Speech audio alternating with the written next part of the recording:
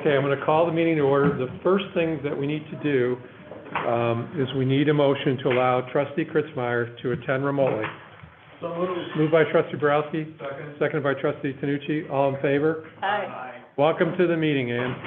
Thank you. Please rise for the Pledge of Allegiance.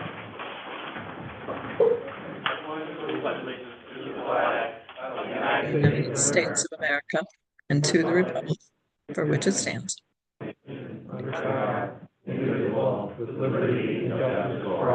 Welcome, everyone. I like this weather. Let's keep it this way, right? Sure beats last week. The first thing on the docket tonight is homeowners associations. Is there anyone from Victorian Oak Estates? Carol Levin. Yes. Do you have something to share with us? We just wanted to know if it's possible to talk about some pedestrian and bike safety along 53. Who wants to bring that up? That's the pathway study, right? Yes. Just to exit our area, our homeowners area, you have to go on 53. There's no other access, and it just limits us or we can walk anywhere or ride our bikes anywhere, and we've had numerous severe accidents there. And we're just wondering if we as a village could do something to make that safer. Yes. It's called a bridge. But even along the road. Don't laugh. Whoever laughed, don't laugh. Along the road too, not only across, but along the road. Okay, so here's the issue with that issue. It's a really dangerous high-speed road. If we were able to put sidewalks in, as IDOT's gonna put sidewalks in on 22 when they get around to us, okay? The sidewalks would have to probably, on that stretch, be on private property. Most homeowners have cooperated with us when we need easements, put pathways in. They're very, very expensive. We had a pathway installed at Robert Parker Coffin and Old McHenry up here to 83. Well, forgive me. The sidewalk's halfway down after the parking lot to 53. It was over 100,000 and we had a grant. So they're very expensive. We're aware of it.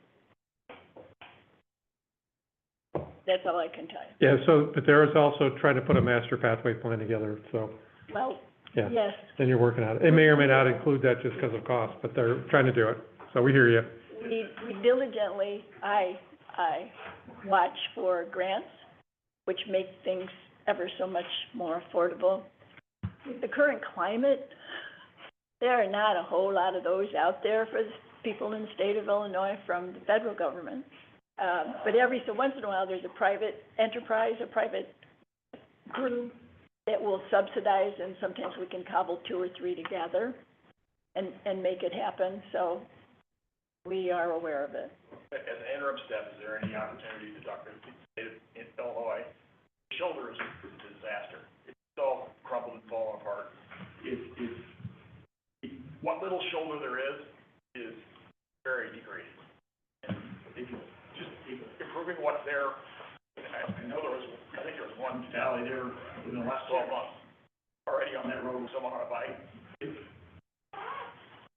It's very. I don't ride my bike enough, so when I do, I'd like to not get run over by a semi. Yeah. We would like that for you too, just for the record.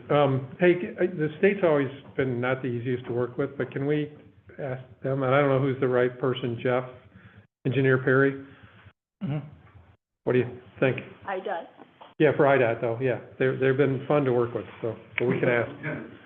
Is there a committee that people could join to, be part of looking into making things better and safer? Because I think people in my homeowners would be willing to join. Okay, all right. Could you get that information to me? Because there is a pathways committee. Matter of fact, we're meeting Friday. So can you get Carol's contact information, or just make the connection with Rita? We have your information. Yeah. Appreciate that, thank you. Yep, Thank you. thank you for the comment, appreciate it. Thank you for being interested. I don't think that there's anyone here from Creekside. I know Trustee O'Reilly's not here today due to health reasons. Oh, you are, thank you, sorry. I was just thinking there was gonna be no one here. Sorry, please. I wanted to meet the people in person. All right, please, And the Zoom call. thank you, thanks for being here. Do you have anything to bring before us, or? No, not really. I kind of wanted to listen. I mean, I don't have a lot of, I think our subdivision is running pretty well. You guys give us new roads when we don't need them, but that's great. Resurfaced roads. And, no, that was nice. And, yeah, to all my fellow, subdivision, it'd be nice if everybody drove like 20 miles an hour through there instead of 35. You know, I'm gonna ask a question, because we have the sheriff back there. I keep seeing that there's been like traffic stops on Creekside. Have we been ticketing people, you know? I'm not sure I can look. Oh, okay, I just was wondering. I think there is on tribal court, you know, I mean, Yeah, Creekside, I'm sorry, is, you know, you taught us how to drive 30 miles an hour. I don't know. Okay, I thought Which is good, I thought there was some traffic stops there, that's why I was just wondering, so, on Creekside itself. yeah. Not first-hand experience, is it? No, it's not firsthand experience, but thanks for asking. All right, no, never mind that, I thought I saw something, so we'll leave that alone, but, all right, well, thanks for being here, thank you, thanks for coming. For the invitation. Anyone from Eleanor Estates here tonight, or online? Richard Eterno, or anybody else? All right, if not, we will move to public comment. Now, there's a lot of people in here. I actually asked for this after going to the last plan commission meeting. I don't want to use it, it's a 3-minute timer. So I'm just telling you, I can use it. But I think we believe that there's a lot of people here to talk about the flock cameras. So we can do one of two things. There can be some preliminary comments for flock, and then we will open up and allow some comment when we get to that item on the agenda. So with that, I'll open it up. Does anyone want to make any public comment? I do. Please state your name and, Thanks. Captain Safer. okay. I live in Meadows. I'm the Chief Legal Officer of a bank, previously a litigation partner with a national law firm. I watched the video, the January 2023 board meeting where the flock cameras were voted down 4-2. I've reviewed your ordinances. I want to address the 4 reasons that were cited. I think I can do it in 3 minutes, but don't threaten me with that timer. Love your work in the office, by the way, Mr. President.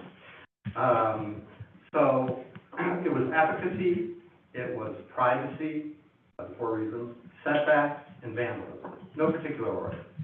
I want to address the privacy issue first, because it's far and away the one that's most glaring to me. Respectfully, the narrow issue before this board was simply whether we could use your right-of-way to install the cameras. I believe that in truth what this board voted on was whether we should be able to capture video. And that's not the province of this board. The Supreme Court, in a series of decisions decades ago, decided there is no reasonable expectation of privacy in public. That's decided. This board doesn't decide privacy rights. So let's make sure that we're focused on the right issue. Should we be able to use the right-of-way? And that comes down to things like liability, insurance, aesthetics, not your personal views on what privacy rights should be. And I was a little bit offended by that. Even if it were appropriate to vote your privacy views, these cameras are a raindrop in the ocean of privacy. There are cameras everywhere. They're installed by the government on stoplights. They're in businesses. They're on all of our homes. We are all carrying around a camera every waking hour. This notion of privacy is a fallacy. There is no privacy in public, and there is no right to have privacy in public. And in this particular case, all we're talking about is capturing a license plate. What privacy rights does anyone have in the license plate? We're driving around with them where everyone can see them. So there is no valid privacy concern. I just want to make sure that, and I do think that it should be put to a new vote so that the right issue is voted on. Should we be able to use the right of way? Now, you have hundreds of residents who think, yes, we should be able to use the right of way. I'm not aware of any opposition to the use of the right of way. So let me address very quickly the other reasons that were cited. One was vandalism, and immediately after the issue was raised, the trustee who raised it admitted it was irrelevant, and it surely is. If these are vandalized, that's the HOA problem. This was a red herring. Efficacy, I don't know respectfully what expertise there is in criminal detection, prosecution, surveillance among this board. I know that one trustee made the comment that based on the specifications of the camera system, it wouldn't be automatically admissible. I'm a lawyer. Nothing's automatically admissible. Video footage under the Illinois Rules of Evidence are subject to the same standards of general reliability as most evidence. And who cares? It's beside the point. It serves a deterrent effect. It enables the police to make a stop upon reasonable suspicion. And so this also was not a valid objection. And if it's, a court will ultimately decide whether or not it's admissible. It's really quite beside the point. And the fourth reason was setback. Now you're getting a little closer to something that I think is relevant. No one established during that meeting what the setback is. And this board grants variances, I presume, setbacks all the time. I appear before village boards on behalf of the bank regularly in connection with our real estate. We get variances on setbacks. What is it that is so troubling to have a pole with cameras within the setback here? We're used to them. Society has accepted them. The cameras are everywhere. They're relatively small. No one is particularly distracted by them because they're just a part of our lives. And so I don't think the setback is in and of itself the reason to vote against this. I don't think there was any valid reason to vote against it. I will say as my final comment, I am only speaking currently on my own behalf. The HOA asked me to speak on its behalf. For the moment, I declined. I will represent this HOA if it comes necessary. Thank you. Thanks for your comment. Who else has public comment? Go ahead. Hi, my name is Kelly Ziegler. I just wanted to take a moment to introduce myself. I am running as a candidate for the Township Trustee. I've lived in Lake Zurich for 30-plus years. I've raised my family here, and I'm excited about the opportunity to give back to the community that I care so much about. I'm running as an independent. It's a nonpartisan role. I'm running alongside Lori Wilhoit, who is also running. She's a trustee. She's running for supervisor. Together, we share a vision for kind of building on all of the great success that the township has put in place and is doing today. Work that affects communities just like Long Grove, including Long Grove, but also want to kind of bring some fresh perspectives and some new energy and build on that and move it forward. So I really just wanted to take a moment to introduce myself. We are both going to be, we'd love to hear your thoughts. We'd love to meet with you personally, share some of our ideas. We're going to be at the Meet the Candidates Expo-style event tomorrow. It's sponsored by the Lake Zurich Area Chamber of Commerce. It is at the American Legion Hall in Lake Zurich, so it's 5 to 7 tomorrow evening. Love to meet anyone there. We're also holding coffee and conversations. We've got one scheduled for Saturday from 1 to 3 at Long Grove Coffee. Again, anyone's welcome to join us.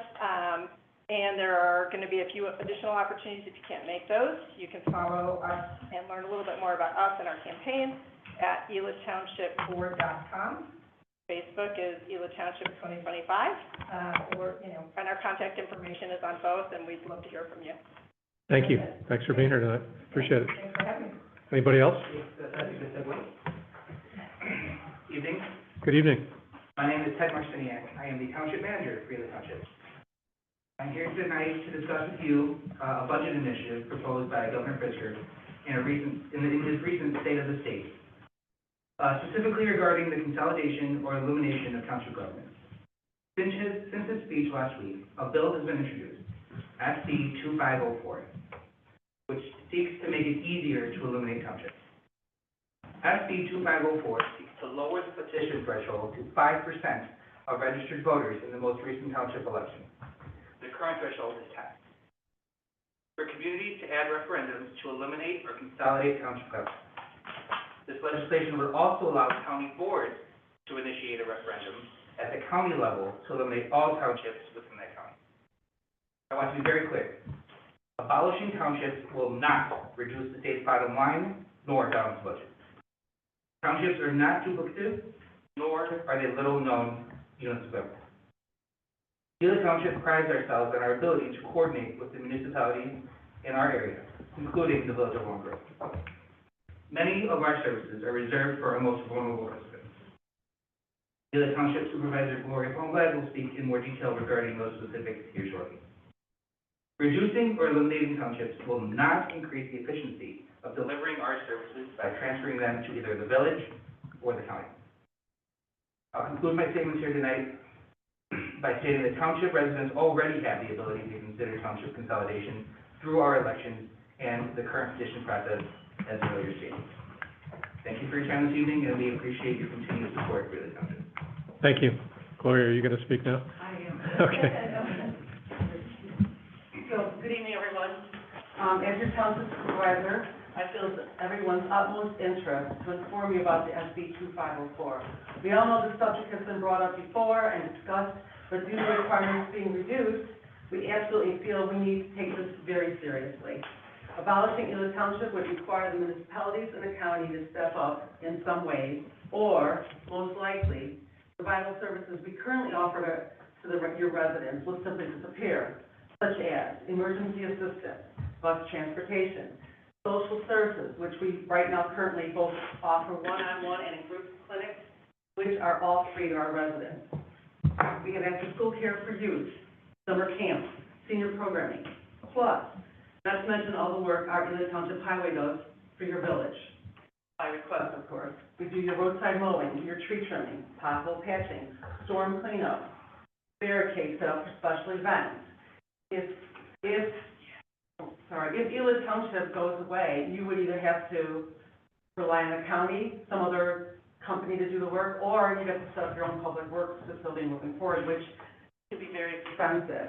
At random, we just pulled out a residence, tax bill from 23, which, shows a grand total of, I have enough for you. One, there we go. It shows, again, it's just a random, tax bill for 23. It shows that their total tax property, bill was $22,397 last year, of which 1.4% goes to the Ely Township, which is $320. So we offer all that for pretty minimal cost compared to what it would be if you had your own public, works department. So it's important to get the word out to all of the residents. The severity of this bill come to our attention just as of last Friday, as part of Governor Pritzker's State of the State address last week.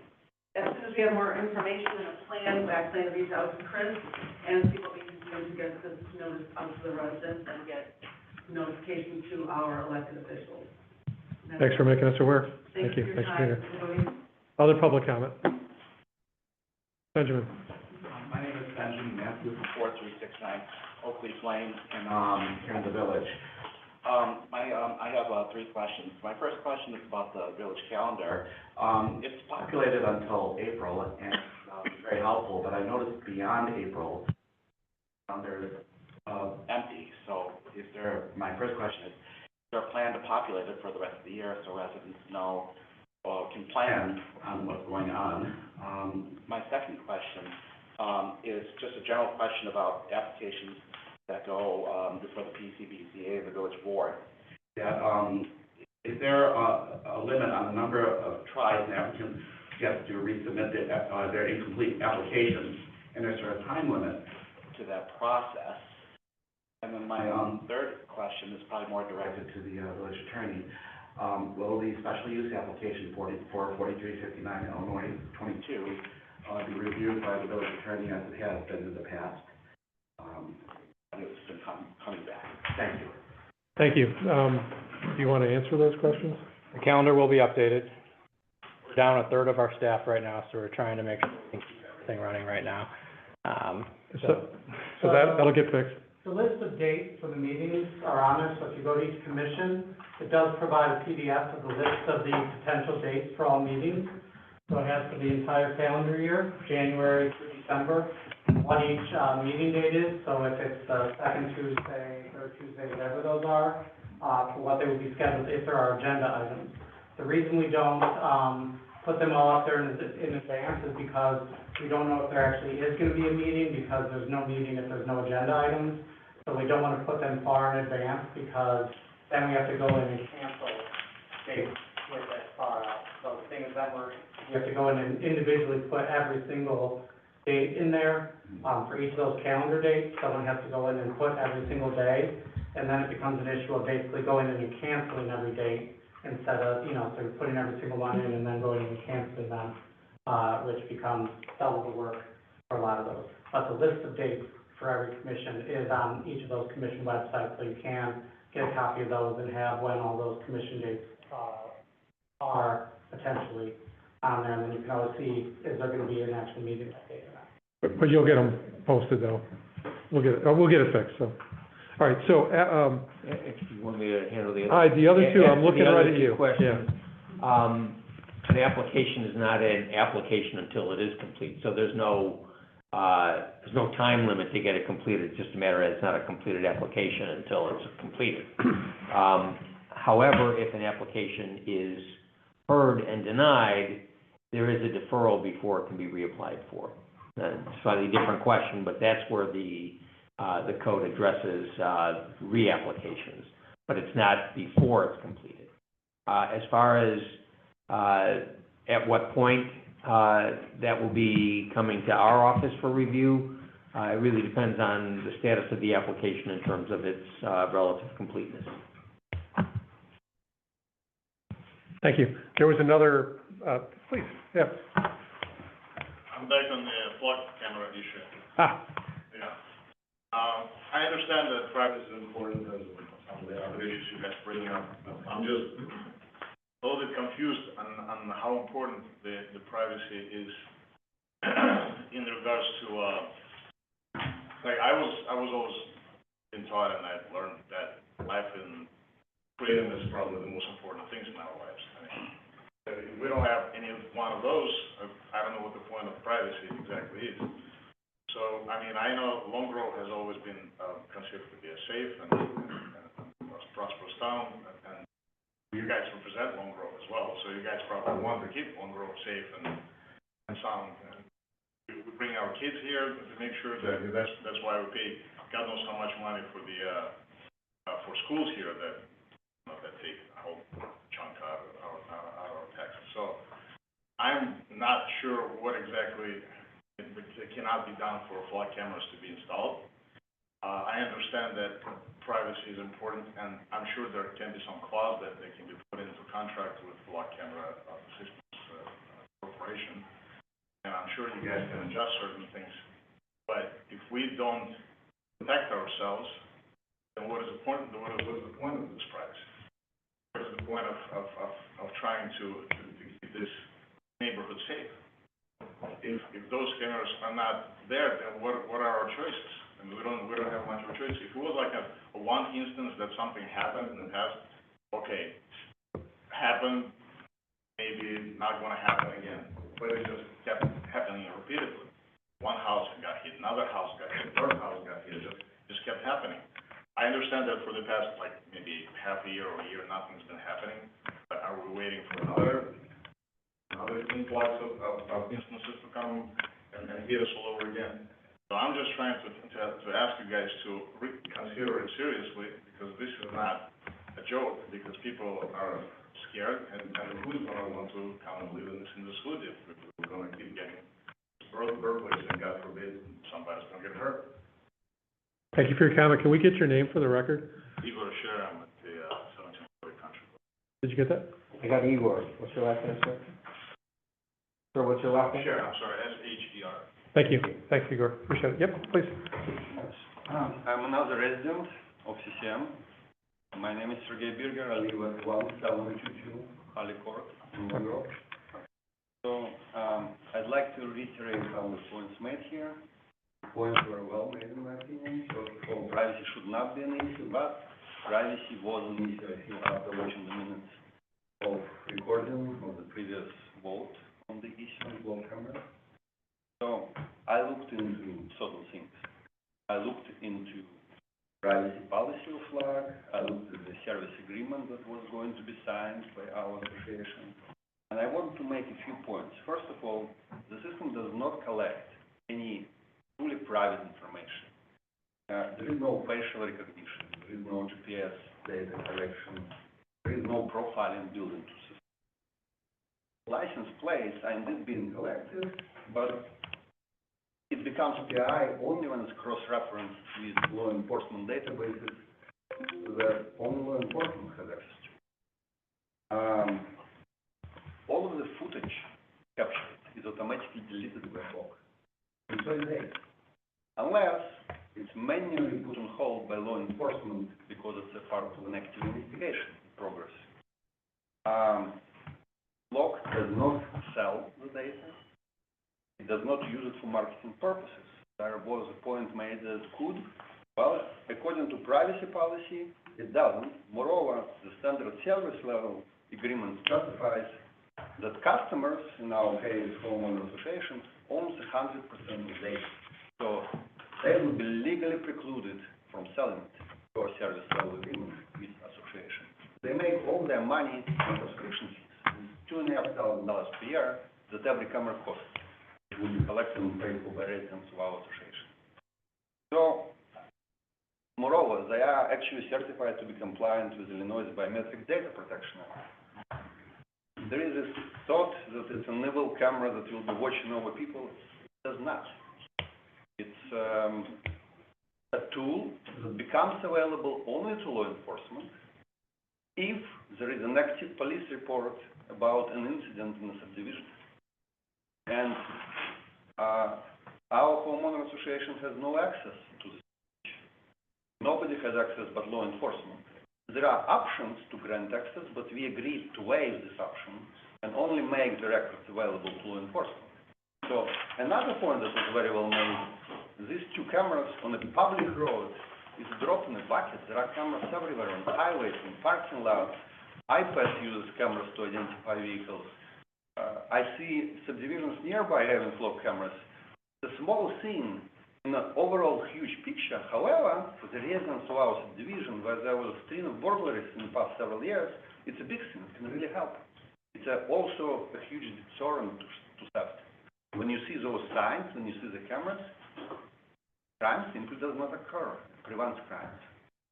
So for all those reasons, I'm urging all of the members of the association reconsider and vote for to allow installation of flow cameras. Thank you for your comment. There'll be no vote tonight. Tonight's a discussion though, so thank you. Other comments in the room? If not online, does anyone have a comment? All right, if not, we're gonna move to the public safety report. Is this what we're doing, your report, Lieutenant Kaiser? Yeah, the first one. The first one, okay, yeah. So, we have a presentation of the 2024 statistics regarding crime for our village, presented by Lieutenant Keith Kaiser. So, thank you. Yeah, get close to the microphone, would you mind? Yeah. Do you want me to bring up your presentation? Yeah. Fly through it. Try to keep it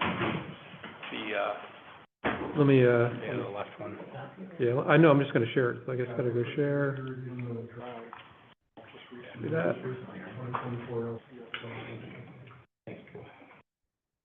I'll minimize this, and, is that big enough to see? Can you see that up there? No, you're good. I could probably make it a little bigger. Come back here. Be, stored somewhere? I'm sorry? It's on the This Google was- Drive. Yeah, this is not part of the packet, I don't think, or maybe I just didn't see it the right way. No, it was not. I just learned about it, this evening, so I pulled it down. Okay. So, All right, you're not alone. thank you. All right, thank you. Can you see it okay, Ian? Yes, Okay. I'm not gonna go over every slide that we have, because there's a lot of data and statistics. It's similar to last year's presentation. We just added an extra year of data to it and broke it down for this year, or for last year, I'm sorry. But just for some of you that don't know about the sheriff's office, the sheriff is elected. It's a constitutional position. And these are some of the statutory responsibilities of the sheriff. The first couple set up the law enforcement, component for a sheriff, and then the sheriff also is charged with, serving and executing warrants, process of civil papers, orders and judgments from the court. So somebody goes to court and, like there's an order of protection or an eviction notice. Those papers are signed by the judge and then they're given to the sheriff to go out and serve to the whichever party, His name. is named. Thank you. The other two, components for the sheriff is that we have the courthouse and the jail, that he manages those. So if you want to go on here, there's two main components of the sheriff's office. We have our jail and then law enforcement. We keep going? Yeah. Got a picture of a jail? Oh, yeah. Nice. Good. Sorry. So, no law in Illinois requires any municipality to have a police department. So, the sheriff, back in 1839, I think there was one municipality in the county at that point in time, but the sheriff was all over the county. So as towns and villages incorporated, some of them started their own police departments, some of them have not.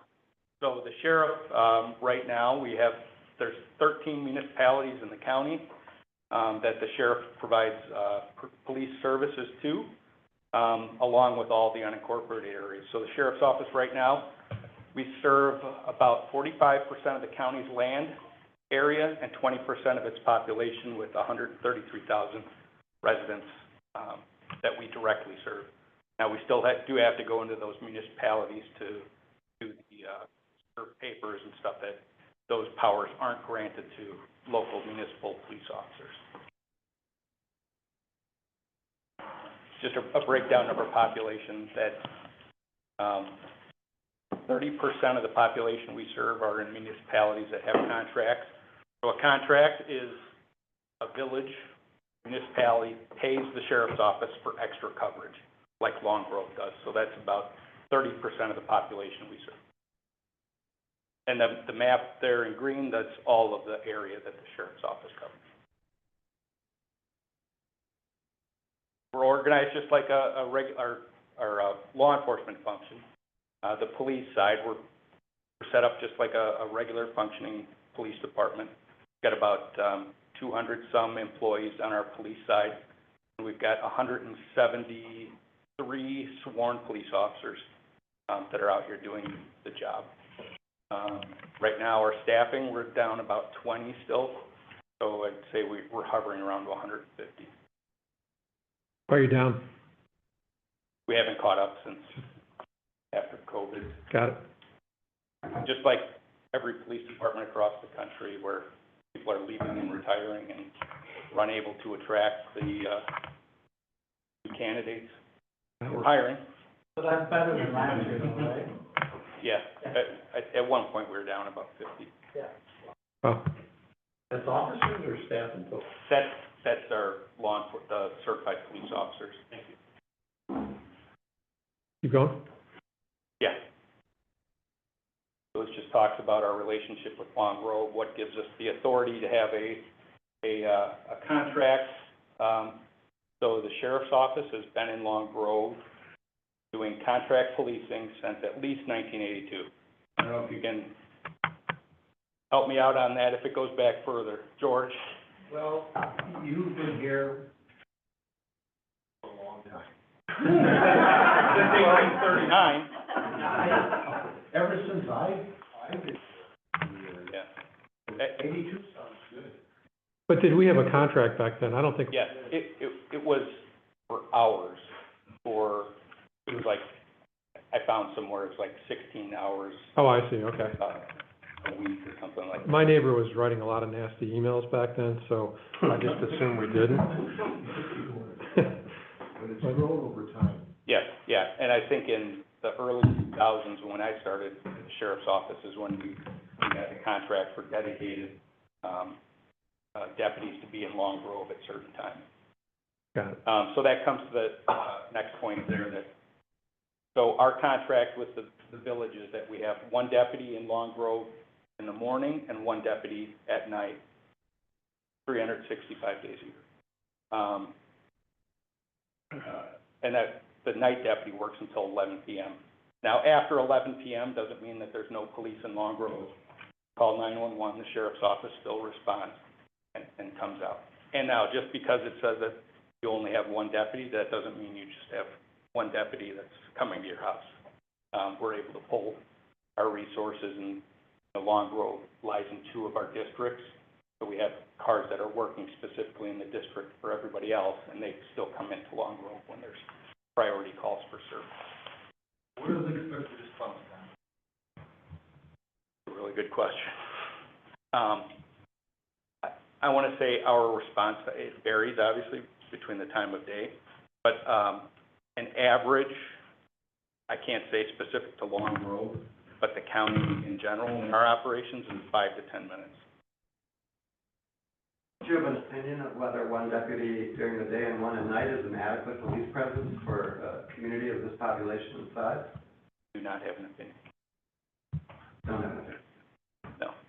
But there's some slides that talk about the time of day and stuff like that. But we're able to pull resources from either, if all of the deputies are busy in the area, just like any other police department.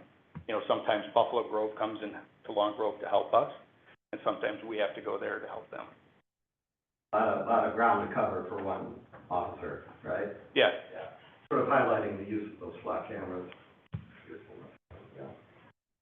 Keep us going. Yeah. So, quick snapshot of last year's numbers. The sheriff's office responded to 3,500 calls for service in Long Grove, so that's somebody saying, I need the police for this.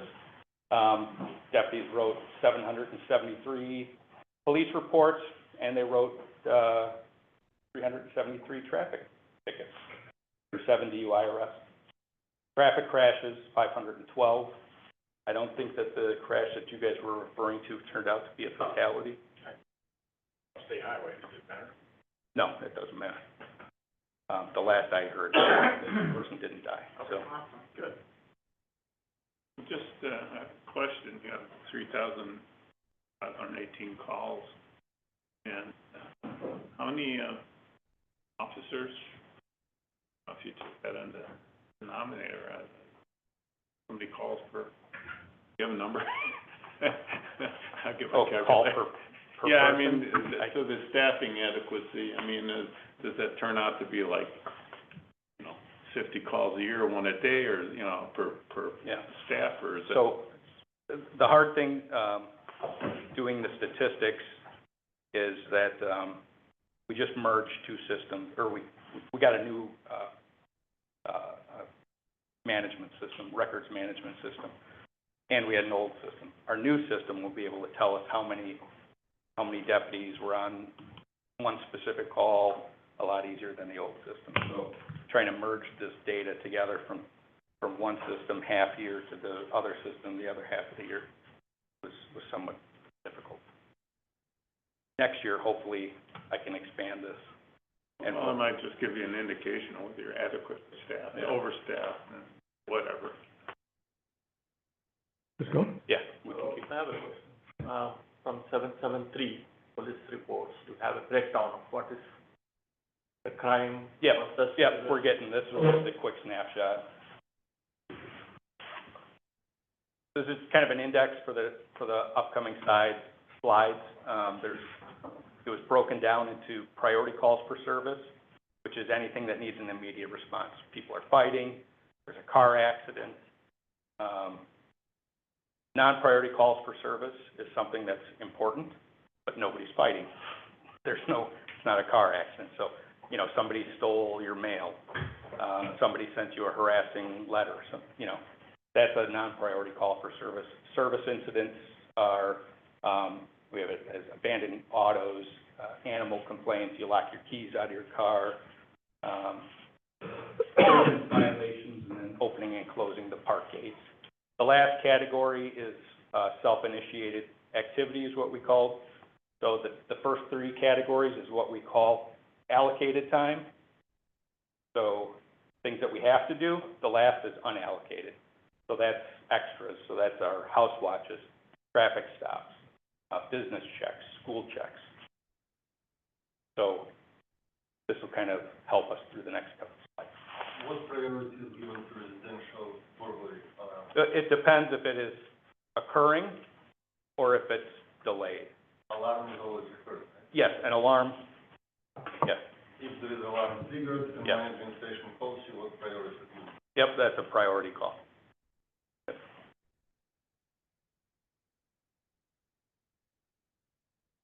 here's the breakdown, that 3,500 calls for service, the first three columns, and the last column, the number 5,000 some for that self-initiated activity. Cool. It just breaks down the percentages. Here's the self-initiated activity, kind of broke down where extra patrols, 32%, subdivision patrols, 30%, house watches, they did 689 house watches last year, school checks,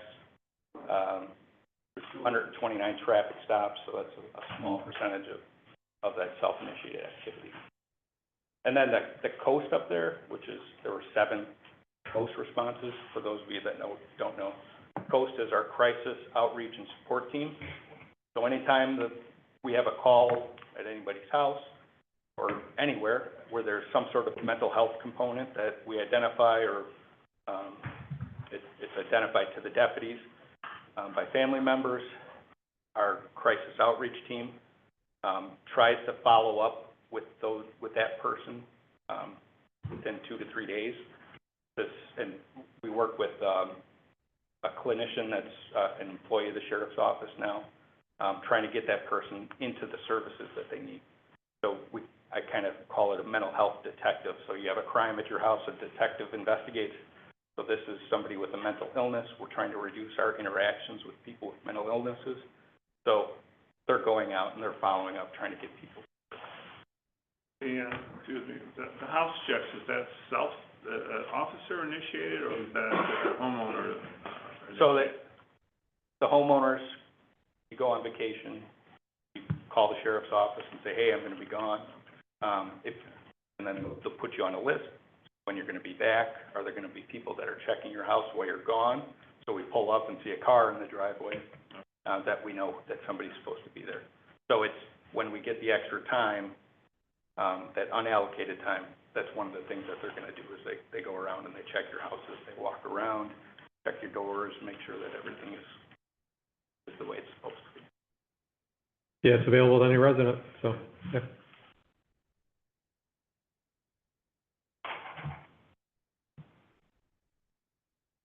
I think we can go, You don't like this chart? we could talk about it. So these are the, scroll down just a hair. Yeah, there you go. There we go. So the priority calls for service, this is time by hour of the day, so it starts at 6 a.m. and goes to 7 a.m. But our shift times are in the boxes that surround them. So the first one is the day shift, the second one is the afternoon shift, and the purple is the midnight shift when there's not a dedicated deputy specifically assigned to Long Grove. So the blue is our priority calls for service. Non-priority is the bottom feeder there, and then our service incidents is kind of the middle one. So it shows that the priority calls for service peak during the afternoon times, between 2:30 and 11 p.m. It was like that last year too, right? Yeah. Yeah. Yeah, and it all kind of lines up. And this is it's got self-initiated activity in there as well. So if you look at the peak in the light blue, that's self-initiated time, and it kind of aligns with the previous slide where the calls for service on afternoons climb between 2:30 and 11, where that drops off from 30 to 11. So that fills in the void. So it's kind of showing that they're deputies are out, they're staying active while they're in Long Grove. Just our tickets by month, about the average, I think, is 30 tickets a month. I don't know why there was a spike in May. It could be to a person that was working.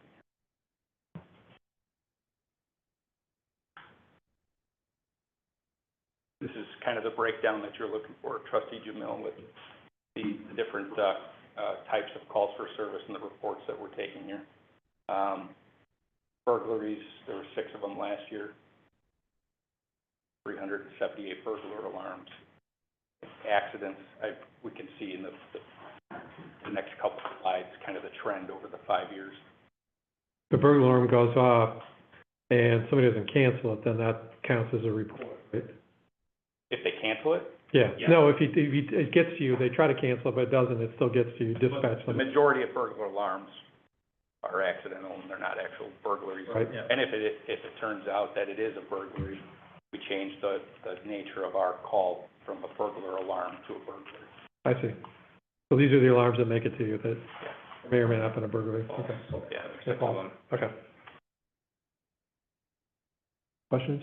Yeah, out of those, 773, I see that shots fired at the 7, the total Long Grove. Yes. Specific to any area? I believe, yes. Yeah. I did a breakdown, Do you have that in here or not? 5 years now. Do you have it? Yeah, they're all on Checker. On Checker. Yeah. There were shots fired by the lift station in Meadow. Correct, Lieutenant. I have 2 of the police reports. I don't, what's in the meadows? Sun Meadow, the lift station. Okay, yeah, so when the calls come in, it's usually, it's in this area, so we can't say, unless we find shell casings, that's a specific location, but we have, all 7 of those in that Checker, Shaper Road area. People like to mess around by that lift station. That lift station's a concern. So any clue on your investigation or those casings or whatever you found at the crime scene, if the shot was fired? I would have to, One conclusion from all 7 cases. I think we can say that they're shooting into the forest preserve. At what location, it's hard to pinpoint exactly unless we find shell casing. I didn't dig into each of those 7 reports to find out, whether or not the shell casings were found. But when we do find the shell casings, we send those to the crime lab for analysis, and then, don't think for any of those we got any results back, that the gun was identified with other crimes.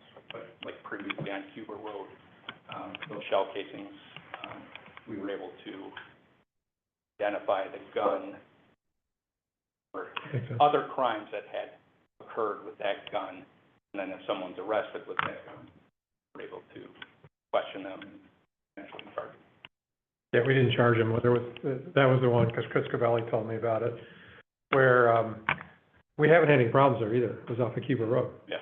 But they did arrest somebody for another incident, and our state's attorney chose not to file charges, but since then, since he's been arrested, we have, it's a number of years ago. And I'm guessing in that case, the other more serious charges Right. wouldn't make it beneficial for them to charge. I'll come back to hit and run calls. Do they follow designs and terminals of hit and calls? Or normally there is a document draft? It depends if they provide a license, or if we're able to obtain a license plate from the car, or any description of the car. Such as might be captured by lock camera? Through investigative measures, we are able to solve some of those. There's some planted questions in there, I think, so. Well, there's a lot of crossover here, right? I'll ask just one more question. Has law enforcement, has the sheriff's department found lock cameras to be a useful tool in law enforcement? Yes. And you're gonna get to that later. Yeah. Yeah. All right, we can go. Here's the 5-year comparison, kind of shows, you know, we're all in line with the average, of the previous years.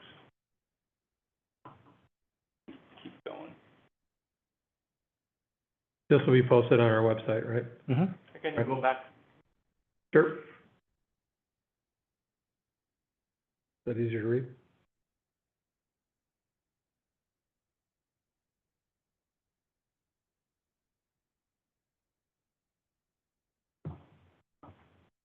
The priority calls were reduced from 2020, if I'm reading correct, 2020. from 2020 to 24.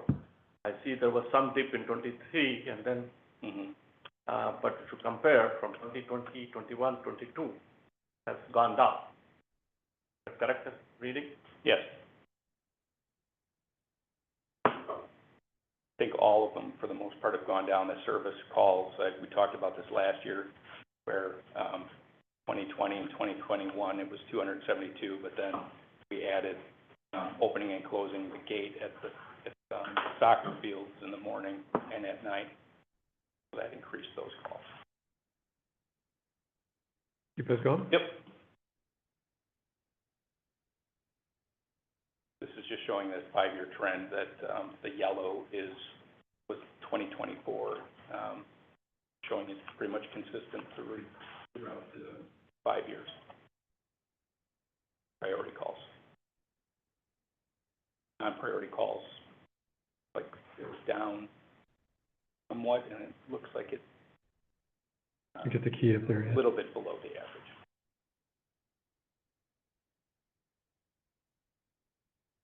All right, keep going. Yeah, and you guys can dive into this at your leisure. It's by hour, Yeah, these are all by hour. service calls, okay. Service calls. All calls requiring a police response, so these are those 3 columns.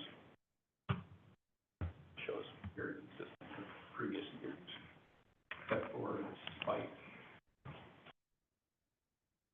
in the morning there. I'm not sure what that's attributed.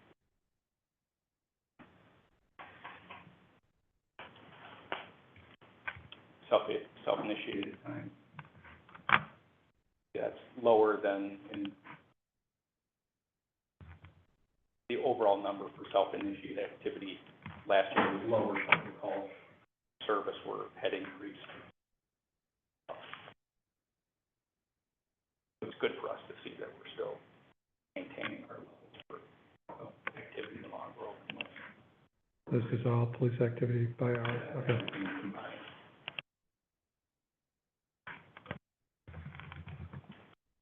Citations on par with the last 5 years. All right, And here's the 5-year averages of incidents. I'll say that traffic crashes had gone up last year, property damage and injury accidents. And I put together a map that kind of maps out the locations of crashes along the road. We can get to that. Burglaries from the previous years. The 5-year average is 14 burglaries last year. There were 6 in Long Grove. that's trespassing, that's Salem Lake? Yes, That's our problem that child? can be attributed to Salem Lake. Salem Lake, okay, got it. And their new security system. Yeah, oh, and their new security system, okay, got it. All right, This just takes that last table and puts it into a one. okay.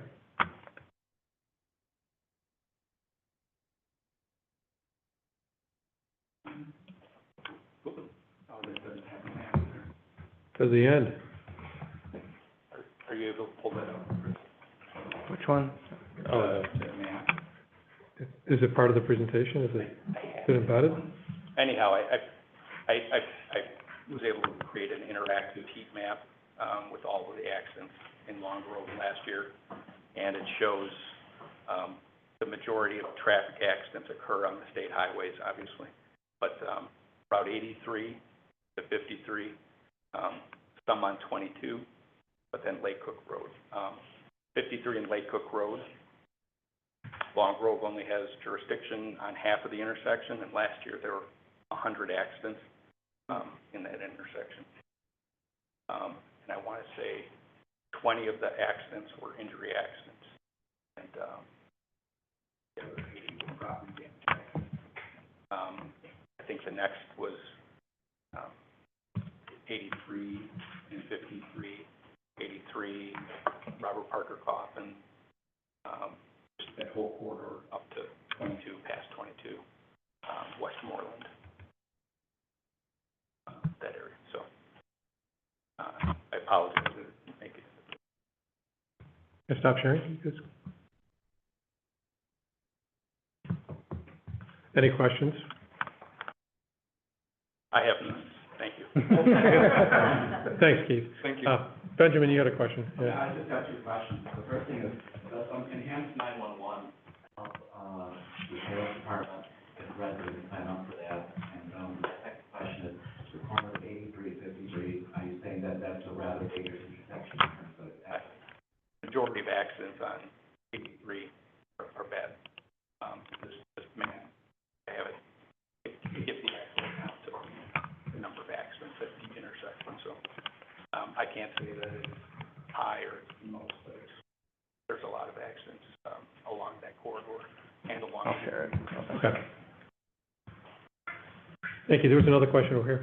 Yeah, I'm sorry, enhanced 911, yes, it almost pinpoints your location, so if you're in a car accident, call on your cell phone, and you're not able to say anything, we're able to kind of GPS coordinate that and find the spot that you're actually at. Is it possible to see the heat map? That's what Is it gonna be available online for us to go back and? so I'm very curious about that. I'm taking screenshots of it, I paid for my own money. And it's a monthly subscription to it, so I am not gonna be paying for a monthly subscription, but I'll be taking screenshots of it. Information available on the Lake County, website? So, Lake County, DOT does have a website, where you can look at, it's an interactive heat map. Same thing, it's it's low because there's so much data, and it's the entire county, but you are able to filter it, but that data only goes up to 2020, remember? It's like 23, it's like a... It's a couple years outdated because the state collects the data and then they have to input it because a lot of places aren't doing things electronically, so they have to manually input, information from the accident report, but you can actually get a lot of data off of that. Seems as if, last comment, seems as if, historical data shows, it's very stable, the types of crimes and crimes. Yes. Is there anything being done to sort of flatten some of those, spikes, like, because, we should expect 5 more shootings on Checker Road this year? Yeah, so is there... when the deputies aren't on a call or en route to a call or somewhere else, I'm the supervisor of our overnight shift, so from 11 to 7 a.m., 10:30 to 7 a.m., and all of those deputies that are here know that if they're not doing anything, to go down to Checker Road somewhere and just sit there to be a deterrent. In general, all of those, crimes are so, if you layer, year over year, you should be able to make some assumptions that, you're gonna have a problem in other crimes. Yeah, and typically, we put our manpower on one problem and another problem pops up, and it's hard to forecast crime and where and when it's gonna happen, but, we are proactive and we're very reactive. It's just, timing and our availability and manpower to be able to be proactive. That's us, all those subdivision patrols, us being in the neighborhoods and driving around to deter crime. Thanks, Lieutenant Kaiser. Any other questions from the board? Nope. Thank you. If not, we'll keep ourselves moving. Consent agenda. Several items on the agenda: approval of the 2025 Treasurer's Report, approval of the regular board meeting minutes from the February 11th, 2025 meeting, subject to non-substantive revisions. Vic had one on, the main one was admitting Trustee O'Reilly to attend remotely, so that was updated. Approval resolution for the annual update to the Long Grove zoning map. There was only one change to the map, right? It was Executive House, right? So everything else is the same. On there also is discussion and consideration of an invasive species grant application for Eastgate Estates HOA. They, spent, was it $6,000, Kent? In excess of 6,000. So they're eligible for $2,000, and CSCC made the recommendation for the grant. And then the last thing is that the resolution to use our MFT funding in the amount of $500,000. So those are the items that are in the consent agenda. One can be removed, or there can be questions. Otherwise, I would look for a motion to approve. I did have a question, if I could. Maybe it's a Vic question on meeting minutes. So the meeting minutes refers to me as being kind of absent on some of the votes. Is that the correct reflection of my For status? purposes of the voting, you were absent. Okay, thank you. So that's You'll correct. note at the outset, it does identify you as being. There, Michelle. There's not a formal way of describing it, but there was an attempt to identify you as being present for purposes of the discussion. All right, thank you very much for that clarification. With that, I move to approve the consent agenda. Okay, moved by trustee Borowski, seconded by trustee O'Connor. Roll call, please. Trustee Borowski? Aye. Trustee O'Connor? Aye. Trustee Camille? Aye. Trustee Kritzmeyer? We can't hear you. Oh, that's weird. Where'd your sound go?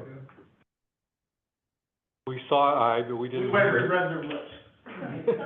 We can't hear So you. that thumbs up, okay. Oh, it's a yes, but we can't hear you. Can Can you hear me now? we can, yes. How about saying aye? That's weird. I turned it off and on. Aye. Thank you. Trustee Canucci? Aye. All right, motion carried. Thank you. All right, this one we left separate, and I'm gonna let Chris talk about this. Approval resolution extending the Village of Long Grove contract with Milu Landscaping for 2025. You wanna set this up? Yeah, the only reason this is a little separate is because, for years, they've been doing some expanded services for us, and we just wanted to incorporate that into the actual contract.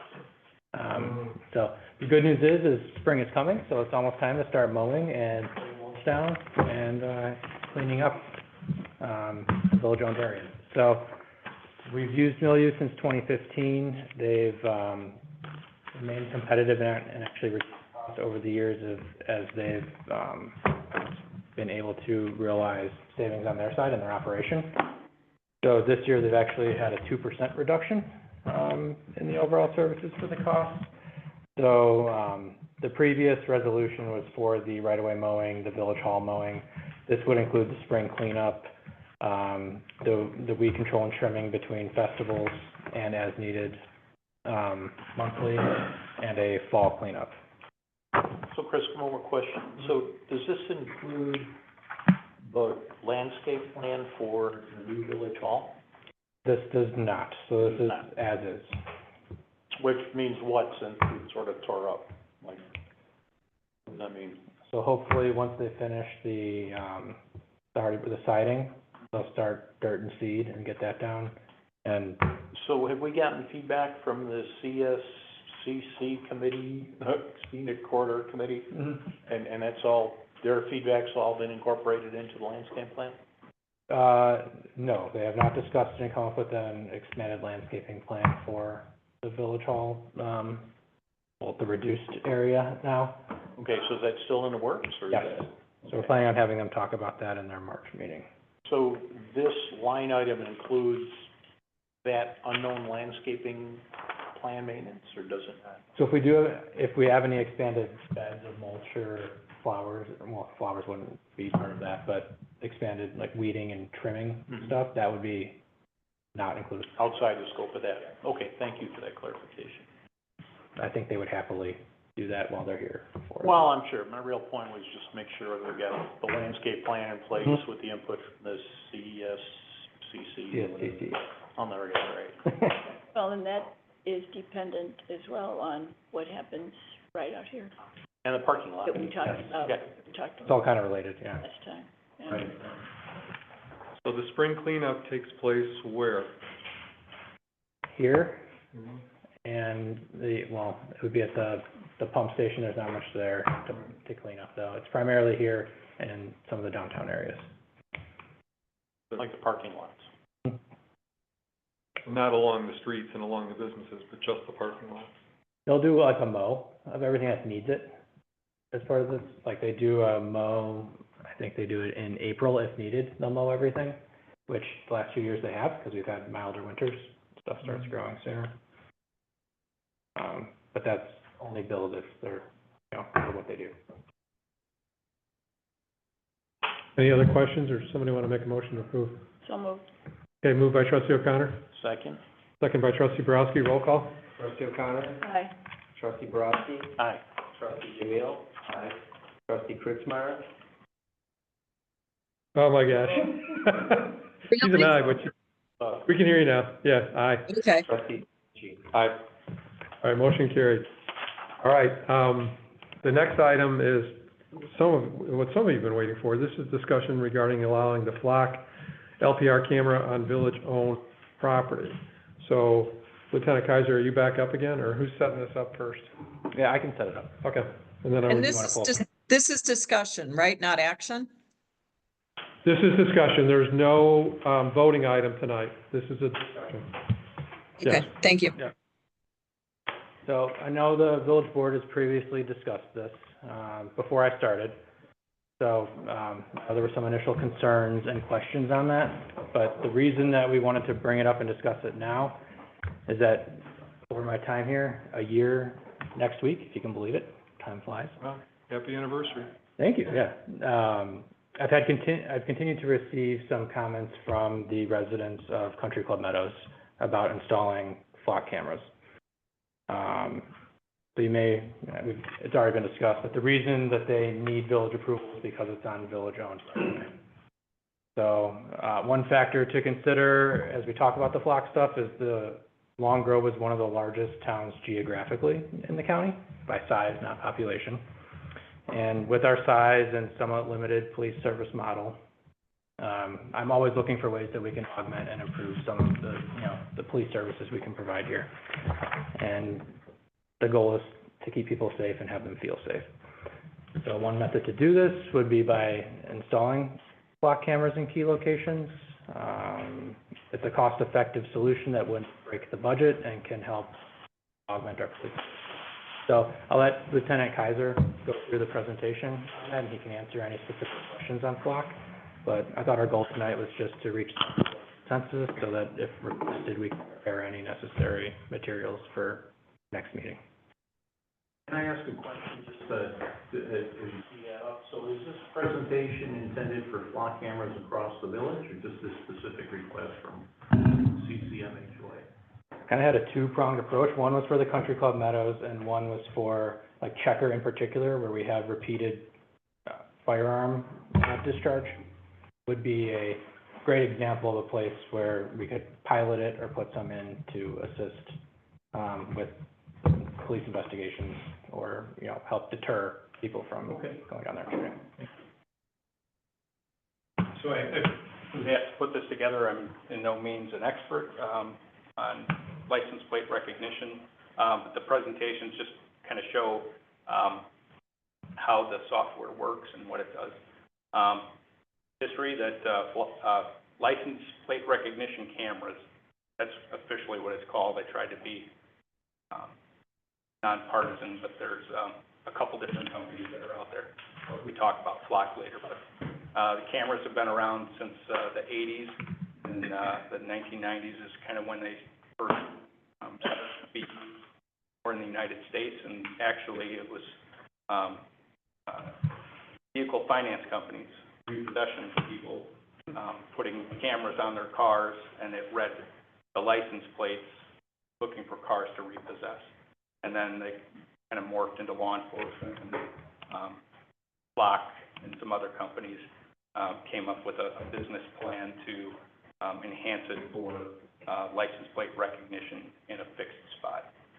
But an explanation is it's a camera that's mounted either in a fixed position on a pole, like Flock is, or inside of a vehicle or on top of a vehicle.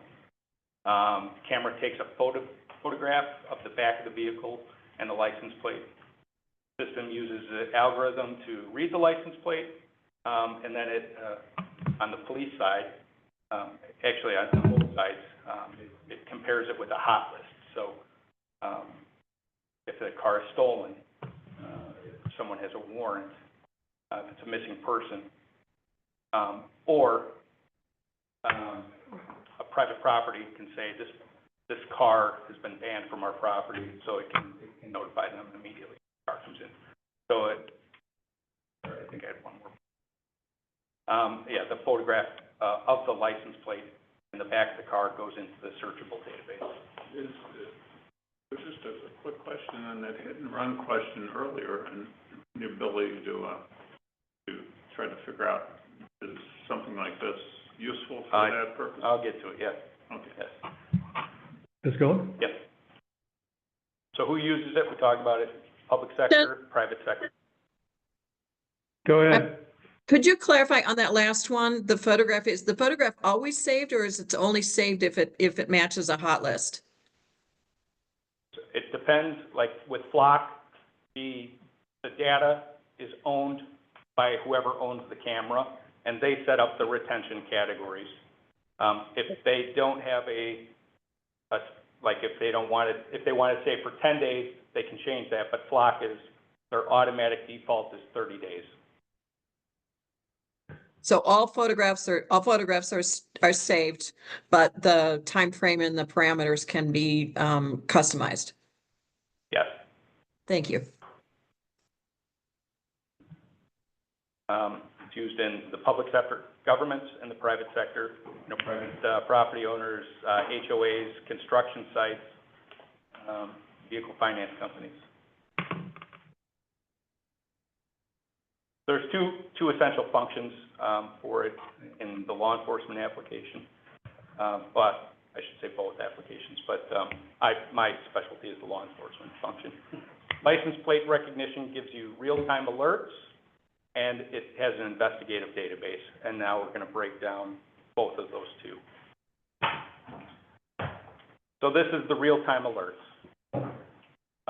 So the input is a picture of the license plate, or a picture of the car, or in, like, my police car has license plate recognition, just like the majority of the sheriff's office cars.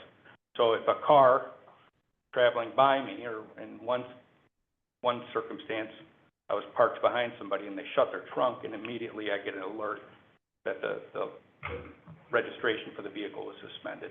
So it's almost instantaneous alerts. So the license plate is inputted into this hot list comparison. And for law enforcement, we have the hot list set up with the Illinois Secretary of State, Illinois Law Enforcement, it's called LEADS. And then also the National Center for Missing and Exploited Children, and the National Crime Information Center. So that's the SOS and LEADS are specific to Illinois, and the NCIC, the National Crime Information Center, is national. So it's giving us the information from around the United States. And then if there's a hit from the hot list, then an alert goes to the computer. I don't want this to sound sarcastic, but earlier you were saying there's a backlog in 2023 and getting prices into the database. How are you able to keep this so that it's current and not false positives? Very good. So we're talking about the traffic accidents, the backlog from IDOT, and taking paper forms and putting that into health. Whereas this is it's all computerized. So if you call us and say that my car has been stolen, that goes into the computer right away. So we put it into the Illinois system that your car was stolen, and then the NCIC, the National Crime Information Center, reads Illinois as well. So then it sends automatic hits. Yes. So there's a process for removing errors. So anytime. Timing things out. Right.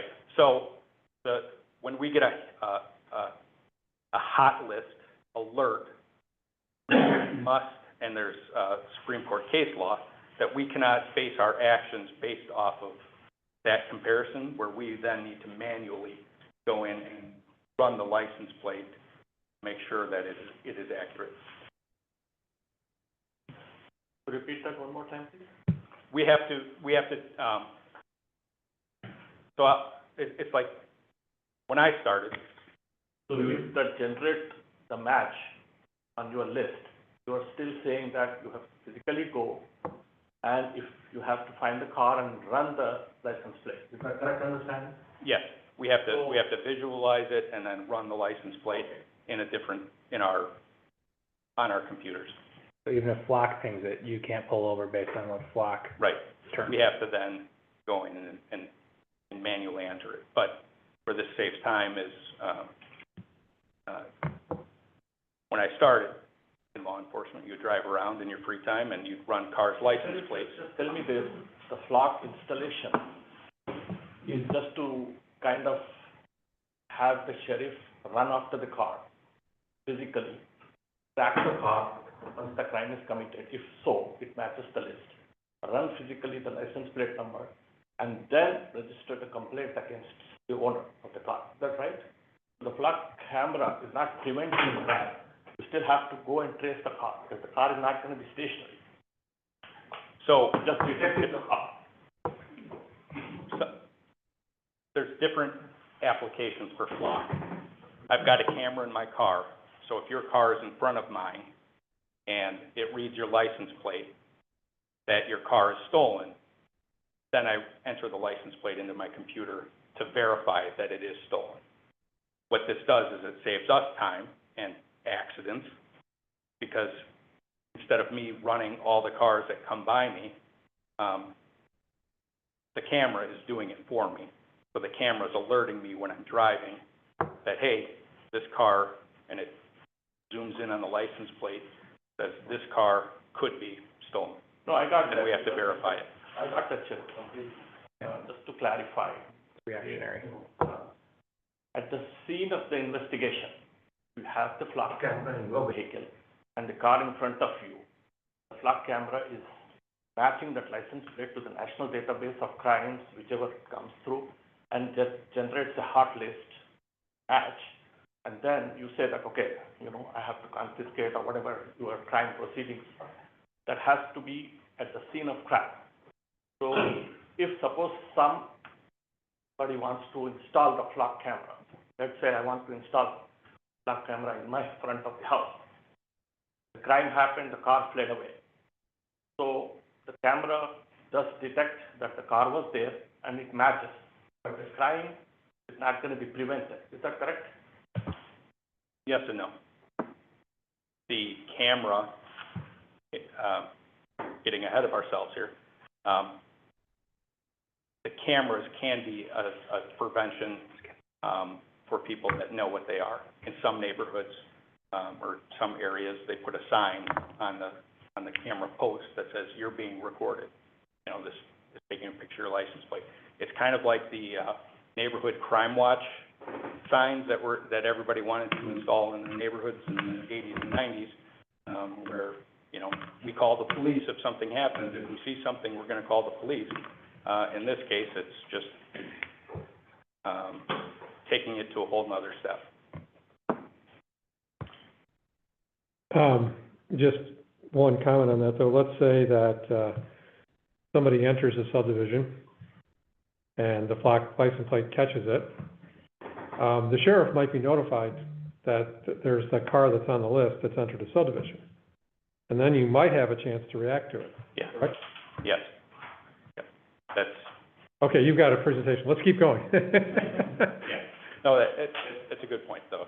Like, if we're not there, we set up our computers. You can set it up to geographic areas, to cameras. So if you're working in Long Grove, you can have it set up for the cameras that are in the Long Grove area. And if there's a hit, then you can start driving to that area. Our dispatchers also monitor flock. So when they get alerts, they notify us, hey, there's a stolen car going on 83 in this area. Anybody in the area, be on the lookout for it. The flock camera has any software wherein the tracker is also placed on that vehicle which is moving away from the scene of crime, so that sheriffs can follow. They're having any, I'm not aware of that, no. It's simply a picture of the back of the car. yeah, I got it, yeah. We'll let you keep going and then we'll come back, yeah. So its uses in the public sector, enhances public safety, utilizes technology to simplify our operations. So, you know, somebody came to you and said, hey, we have this technology that's gonna make your job easier.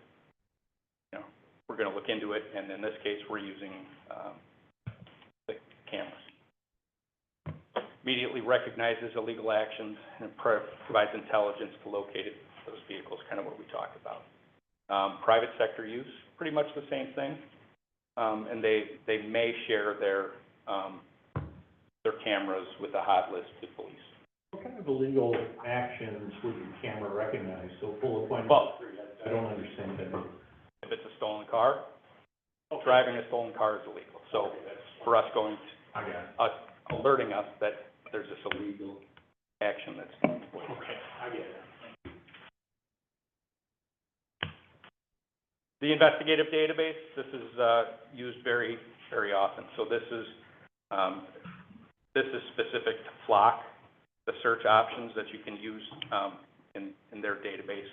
You can search by the camera's location, a state of the license plate number, body style of the car, make, color. Does it have a roof rack? Does it have a back rack, a toolbox, bumper stickers, and window stickers? So, I mean, somebody says, I didn't get the license plate of this car, but it was a blue SUV, and it had a bumper, or a sticker in its back window for soccer. So we're able to kind of set up our parameters, and we can search on those things, and if there's any results, then it comes back. The next slide, I believe, shows what it looks like now. So this is what we get from Flock when we search a license plate. This is my car, so and I changed the license plate so the mayor can't zoom in on it.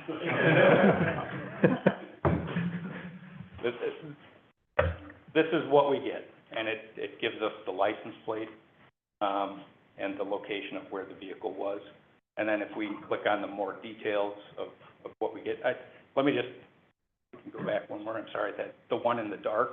Yeah. That really shows the technology of I believe it's infrared.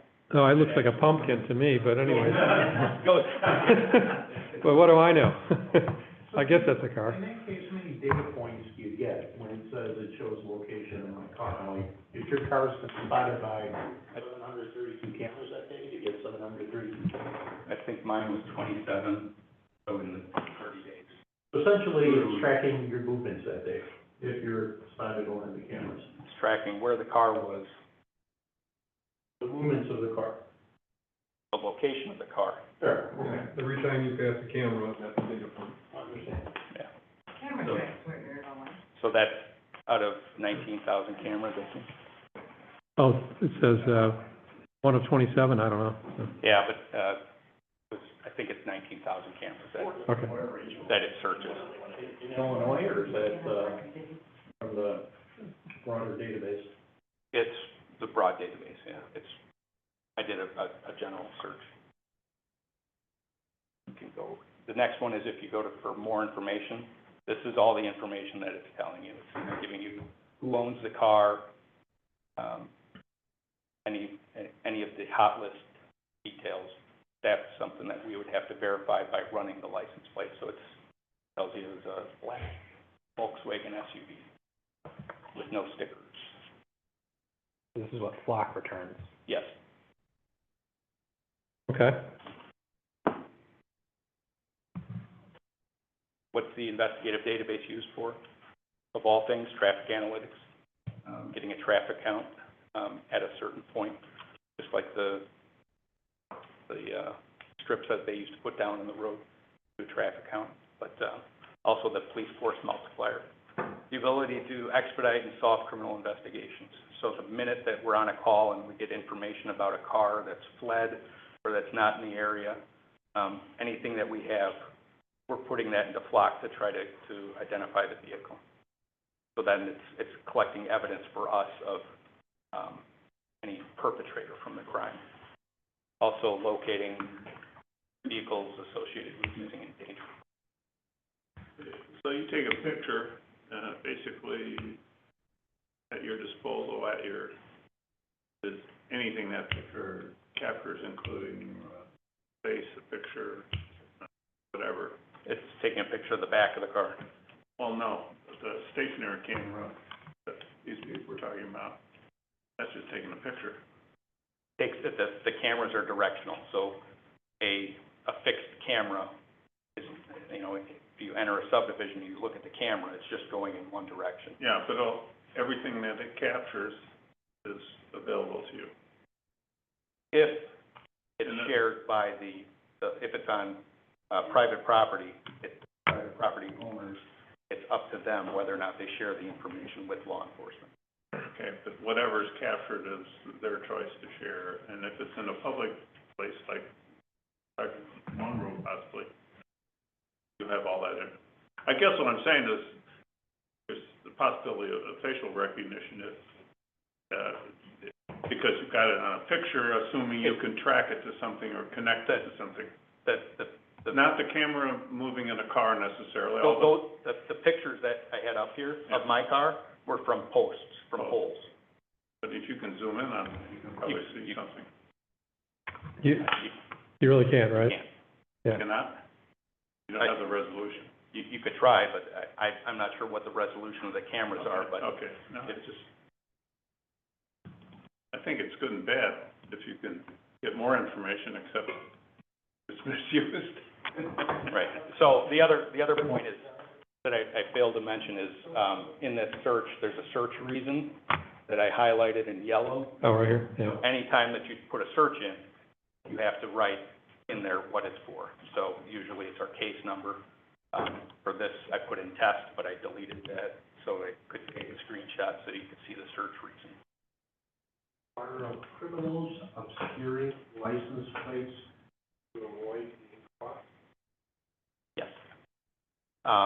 In one of the examples that I had, we had a burglary at a gaming facility, and we got a block license plate right away, based off of some grainy video footage that we had from a business and a description of witnesses. And eventually, our detectives went to a house in Chicago and found that this gentleman had an alibi, and that someone came, stole the license plates off of his Jeep and put it on theirs that looked very similar. So 100% of the time, it doesn't work. But then there's other, you know, if they're doing one burglary, they're going to be doing another one.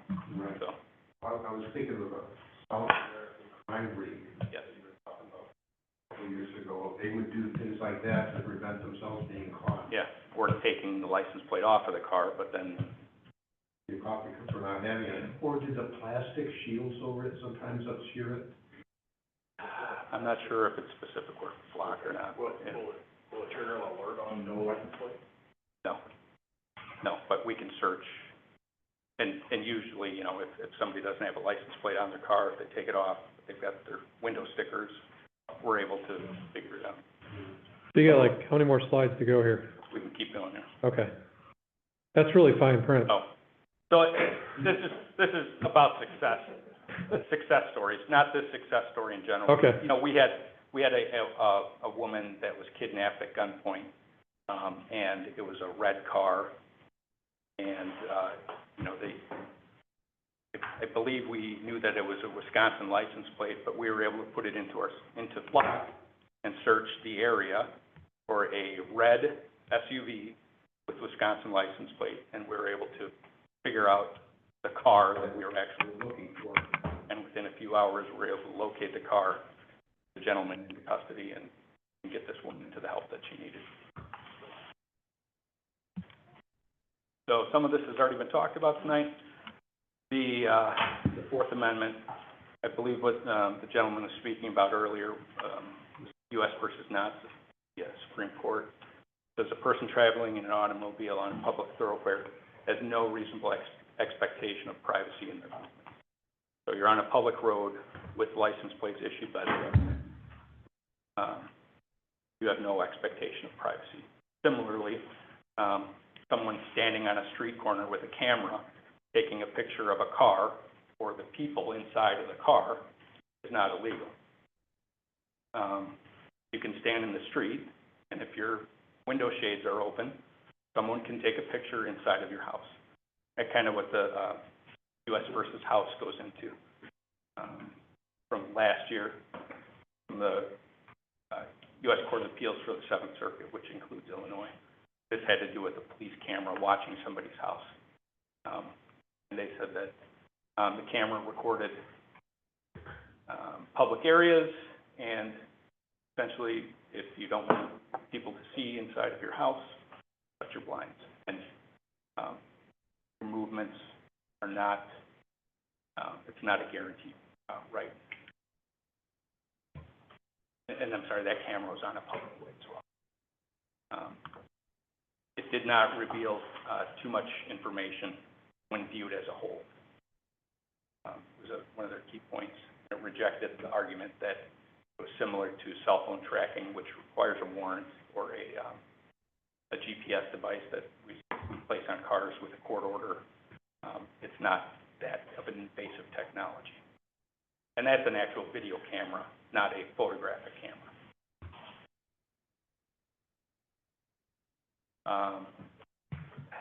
There's no Supreme Court case, and I'm not sure if Vic will have any say in this, but I can't find any Supreme Court case that addresses flock or LPR cameras specifically.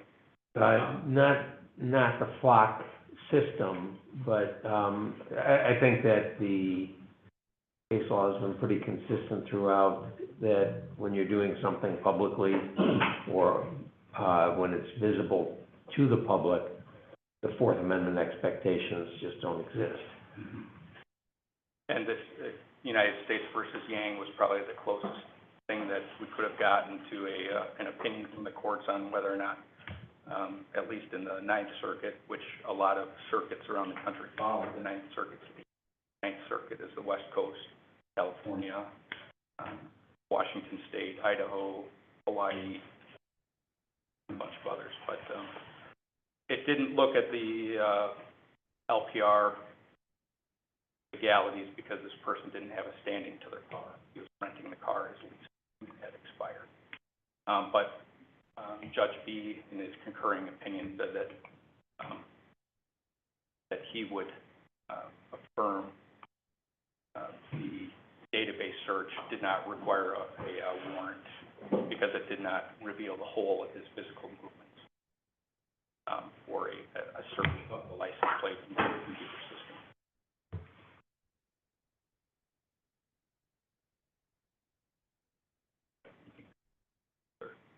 All lengthy opinions. This was Flock Safety's response to a court case in Virginia at the state court level.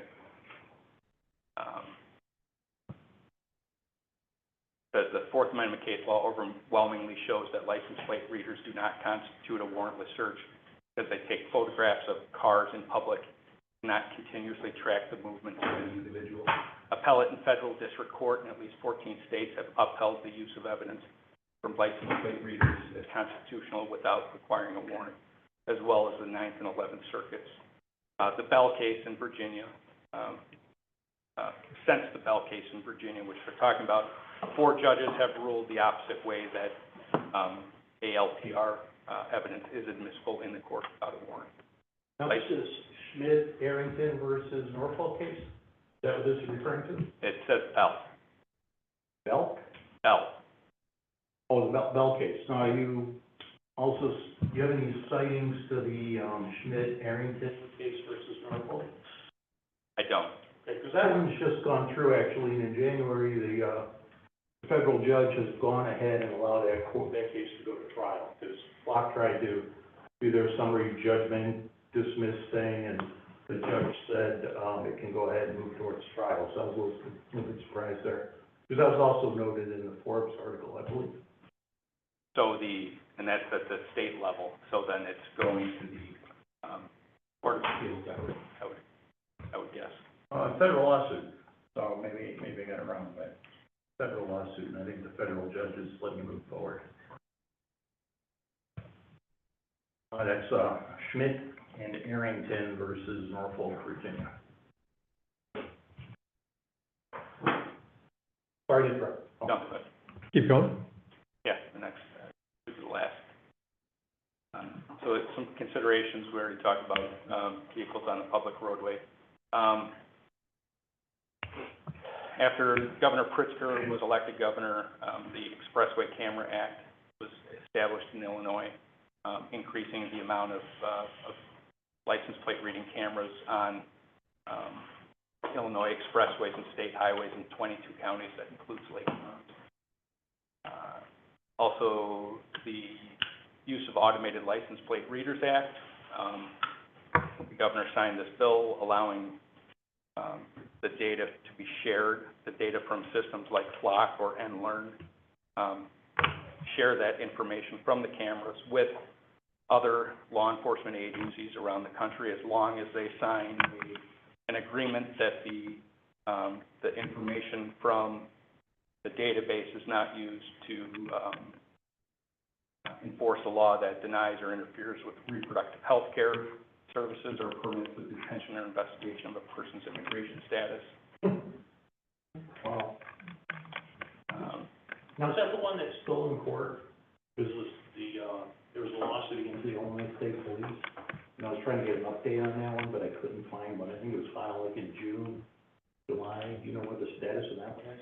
I don't know if that's associated with the statute. It is, because it was issued after Governor Pritzker signed that into play. That's when somebody sued the state of Illinois, specifically the state police. Yeah, I heard of it, I just haven't read about it. Yeah. That's the end. The other thing is that Department of Justice does provide grants to local governments. I'm not sure if that's the case anymore, but many of those grants were for installation of Flock cameras. Also, the FBI, Illinois State Police, Secretary of State, do allow that the information from their databases to be shared with that hot list comparison for law enforcement. You good? Yeah. All right. Thank you. Good information. Sure, we'll take one question, then the board's gonna probably discuss this, yeah. So, Sheriff, it says that, the sheriff's department has already purchased 15 Flock cameras to be placed in Lake Zurich. Would you know what program, or how was that? Throughout Lake County. It's all around Lake, but how was that program developed, and like, how could we, I mean, is it more beneficial to the trustees if we went through the sheriff's department, they purchased the cameras, but in our area, or, not that any Joy started this, but if you guys already purchased the cameras, then. So the sheriff's office purchased those 15 cameras, and they placed them throughout the county. None of them are in Long Grove. Are they in unincorporated areas? Yes, yeah, they're in unincorporated areas or in municipalities, but it's, it was, I wasn't a part of the selection committee, but, it was chosen by, high crime areas and, areas of high call volumes. Probably northeast Lake County. It's all over. Is that program be expanded, is there any more cameras? At this time, I'm not sure.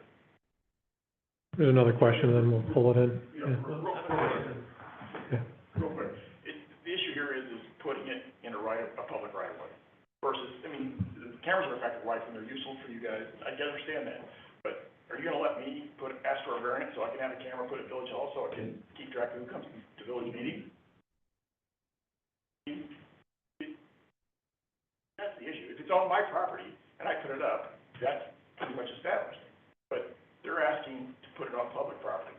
That's a different thing. Yep, understand that. That's what we're trying to figure out here, so, yep. All right, go ahead, yep. One question. Trustee Jamil, hey, hold on a second, there's a question for you. That's my last question. I'm trying to understand this thing because they're getting all the emails and stuff. So hypothetically, the person uses the correct license plate, doesn't match the hot list and commits the crime. Flock camera has no use. No. No. because there is no tracker and no identification of the person who shot the fire. He's using the correct license plate, he's not matching your hot list. Is that a no?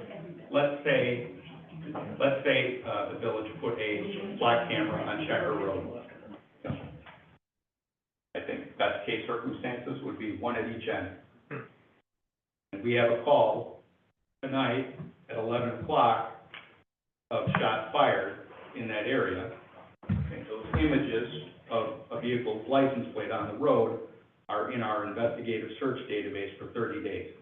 So we can go in there and we can say, you know, hey, 10 minutes before the shooting, 10 minutes after the shooting, and get all of the different cars or few cars that traveled down the road at that time. And based off of that information helps with our investigation to track down those vehicles and question them, just like any other investigation. So this would help our investigation into this and any other crime that occurs anywhere. So if Dr. Jamil was the only car in the vicinity that night, you'd knock on his door and say, hey, how come? Couldn't rule out that somebody drove into out of country club estates though. Okay, no, I get that, right, that's the point, right? That's kind of the whole privacy issue point, right? I mean, if it wasn't for a camera taking a picture of Dr. Jamil's car, you know, the only reason you'd be knocking at his door is, you know, with a search warrant as opposed to a picture. Well, that's a good, Doesn't mean he was driving. that's a good follow-up question. So there was a shooting, the only car that went by there, you know, was on Checker, it was Dr. Jamil. Only one. In this example. Hypothetically. Wow, I didn't know this. And so then what happens? I mean, can you take that license plate and find out that it was Dr. Jamil? And can you use that then to go follow up and find him? Yes. That's enough, that's enough? Same as if somebody had a video camera or a Ring doorbell on their house. Okay. That caught the license plate, we still have every right to run that license plate and start our investigative efforts. Got it. So you don't know it's him, you know it's his vehicle. We know it's a car. You know it's a car, it's his vehicle being driven by somebody. Yes. And it could be a stolen car too. Yes. And then, you know, with that, we are able to create our own hot lists of people that we are looking for, or cars that we are looking for. So, like, at the Deer Park Town Center, for example, if we know that someone is stealing from there in a car that they're driving, or even, you know, if the mall has cameras, they can put that information into their hot list. And then if that car shows back up on the property, you have to wonder, are they here to steal again? So there can be some proactivity from it as well. But if a criminal gets out of jail, doesn't mean he's hasn't been reformed and he's gonna go commit another crime, right? So isn't that something that we as a society are frowning upon, is like putting that presumability of guilt on somebody even though they're perfectly innocent? Just like us putting in a reason why we're searching somebody, there has to be a reason why we would add a license plate to a hot list. So they're a suspect in a crime that we're trying to, or the vehicle is a suspect in a crime, and we're trying to identify the people inside of the car or locate the car. So what's the oversight There for, has to be, what's your oversight? So what prevents Lieutenant Keith, which you'd never do, of course, from searching Chris Borowski because you're unhappy with Chris Borowski being a terrible interview candidate for, or something like that, right? Like, what's your oversight internally to make sure you're not doing something illegal with the database, if you will, or skimming the database, or good cop turned bad cop doing something bad? we wouldn't be searching you, we would be searching a vehicle. Well, yeah, but you know it's me, because on your other computer, you could punch it up and go, hey, that's Chris Borowski's car, he smashed it 3 times on 83 in the traffic zone, right? So we have Which I didn't. administrators to the system, Okay. and those, as administrators, we can log in and we can check people's search history.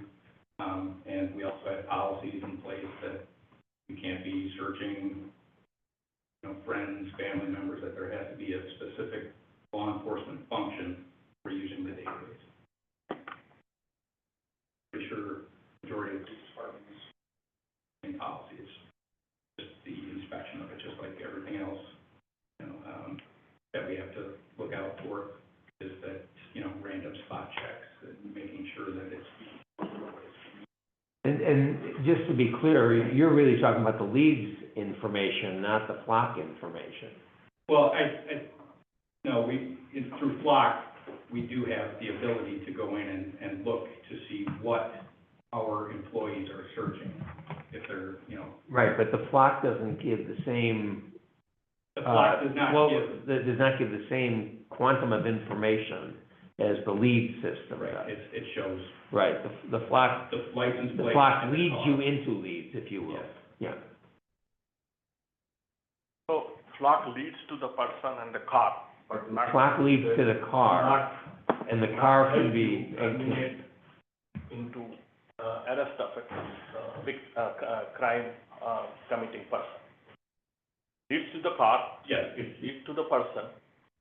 And then. It'll lead us to the person car, and then. deny you that he was there in that area, but he didn't commit a crime. There's no way for you to investigate further. We can still investigate further, there's other investigative means, talking to other witnesses and, friends, family, trying to move our investigators forward. This is just one piece of an investigation. It's kind of, a starting point for investigations for us for anything that involves the car. All right, thank you, Sheriff. Hey, Trustee Kritzmeyer, you're online, you're being really quiet. Do you have any questions? Sorry, Andrea. You're listening intently, trying to, what I'm hearing is that for investigative things or even in the moment, the flock system behaves as a first pass filter that then saves a lot of time because of that filtering for further investigation. After that, they use their regular processes. Is that accurate? Yeah.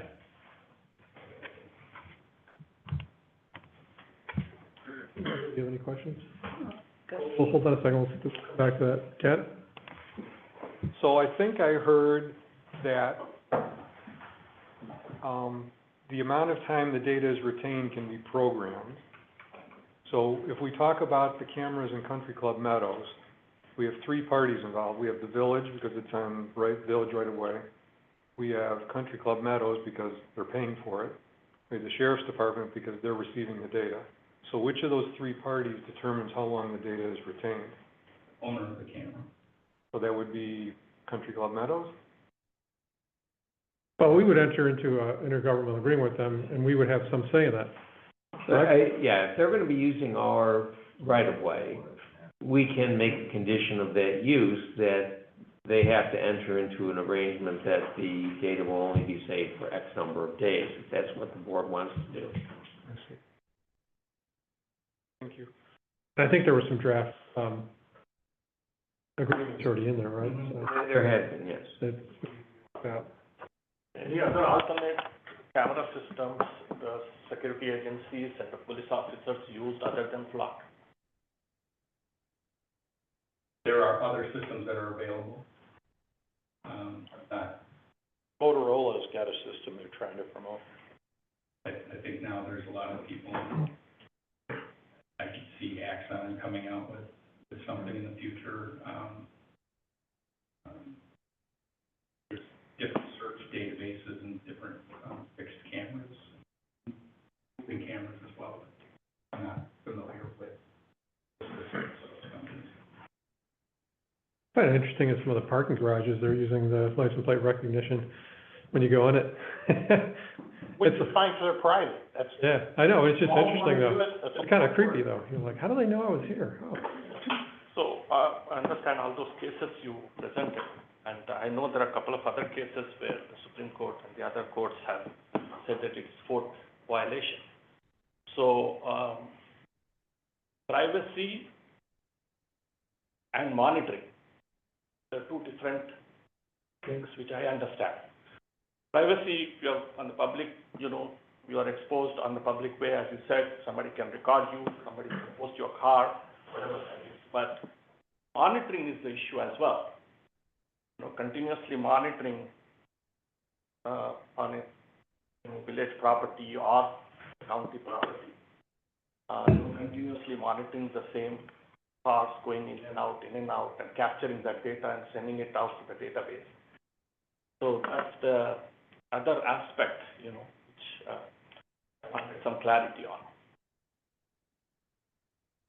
What's the question? I'm sorry. The question is whether we are profiling those, particular pathways, constant monitoring by flock cameras, in order to prevent, because here there's no debate whether or not it's constant monitoring or not, but it's taking the photograph of a vehicle that's on a public thoroughfare, and saving that for, 30 days.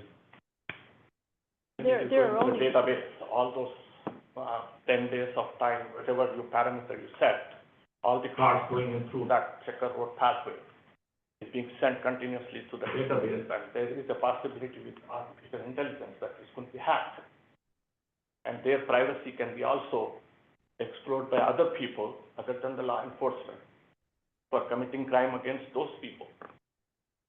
And I'm sure that Flock has a statement about their security measures and stuff that are in their, MOU.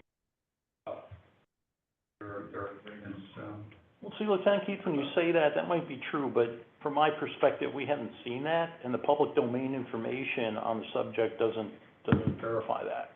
I mean, the public domain information says, yeah, the data is kept around for 30 days as a standard, but it doesn't say that Flock can't use that for whatever the heck Flock wants to use it for. Now, I believe it's in the MOUs that you would sign with Flock that they have access to the data, but they don't use it, that it's all owned by whoever owns the camera. if there's an MOU in place, this trustee has never seen it. I'm saying the MOUs that Flock signs with a subdivision, with a municipality, not with Long Grove. Every camera that they have is an MOU or a contract of some sort. Okay, so, Chris, last time, I keep saying John Candy, this guy looks so much like John Candy. Steve, when he was here, December? Yeah. We talked about it, and I think The ask to you was to give us copies of those contracts so we could see them or see what they look like. So This is in the board pack. Are they in the packet? Yeah, I there's did a not whole see them. I section. apologize. Oh my God, I didn't read it all. It was I didn't tons. see it. It's a lot. Oh, I did not see that, I apologize. okay, so in there, what's the data retention policy that's currently agreed to? There is no. If we signed it, we would dictate that. You can determine, The MOU that's in there says 30 days. Okay, and who but we owns the could change data? it. This is the one with, this is a MOU between Flock and, this is the one between Flock and Lake County Sheriff's Office. And that one's already signed or not signed? No, this is. First time, we influenced that back a long, yeah. Yeah, this is one that, was between the Sheriff's Office and Flock. That was from, I don't know if it's in there as an example, from, 2023. That was brought forward with, when, Country Club Meadows was presenting, but it was in our packet from 2023, if you do that. You know why, what it would have been in there? Public documents. Yeah, I would have to look, but it was part of the packet with that, so. But it was 30 days was it says the data would be stored for 30 days. No, That's the default, but that can be changed. I have a follow-up question to my earlier question. Just as an example, I'm not saying this is what it would be, but as an example, again, referring to the Country Club Meadows cameras. If we agreed that the data can only be retained for 1 day, as an example, in theory, that would allow enough time if there were gunshots or burglary, that's gonna be reported right away. You can get your snippet of 10 minutes before and 10 minutes after.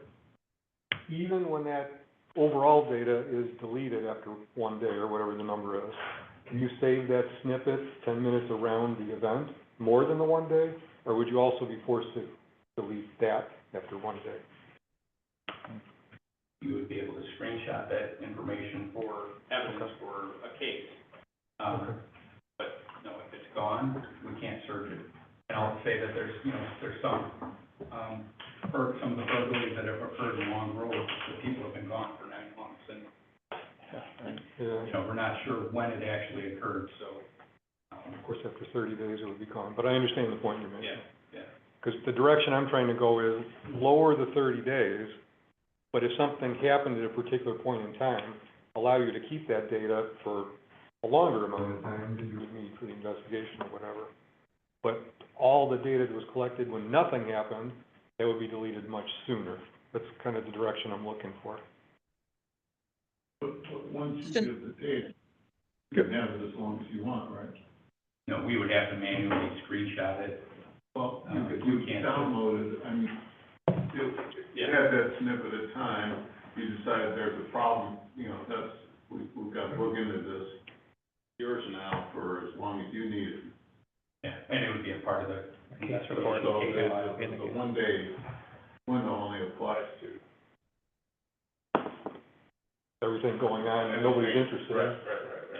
Trustee Kritzmeyer, you had a question? I know there's another one back there, but I'm finding this fairly persuasive. I still have some open questions, but I also, I'm appreciating Trustee Tanucci's line. It's kind of following with my thinking. 1 day would be too short. People will go on vacation. But would this represent additional work for the county, for the Lake County Sheriff?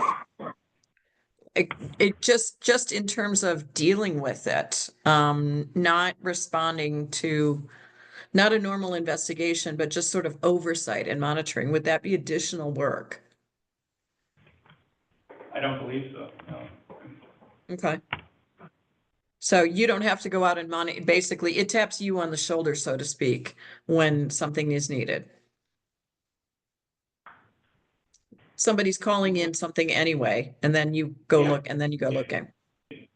If something happens right now, and we have a vehicle description, we're doing this already in our investigations. But like maintenance for the camera and stuff like that, no, any maintenance, I believe, is set up in the MOU that Block comes out and handles, any maintenance to it if it goes offline or whatever. Okay. So the American Civil Liberties Union in Kent, ACLU is recommending data be deleted within 3 minutes of the photograph not matching a hot list. That's what the ACLU is recommending, and that's what the New Hampshire state law has adopted. Yes, I'm thinking of something like, people go out of town and then come back and find something happens. Yeah, understood. ACLU kind of compromise position is 72 hours. But their recommendation request for municipalities is 3 minutes. Are there any reports, Chris, about any data breach with the flock leading to, let's say, bank withdrawals or identity thefts happened in the past? I'm not sure. I didn't stumble into any of that looking at the research or the data. But I think part of the problem that is repeated in internet news articles is that the data is available for Flock to do what Flock wants to do with the data. And in that case, they could target people, they could target events, they could target groups of people if somebody wanted to do that, because they do know what their movements have been. They know the movement of a car. They don't have the. I understand that. I understand that nuance, but I also have access to the databases. All they have is that comparison is a license plate and the state. They don't have any of the personal identifying information of who owns that car.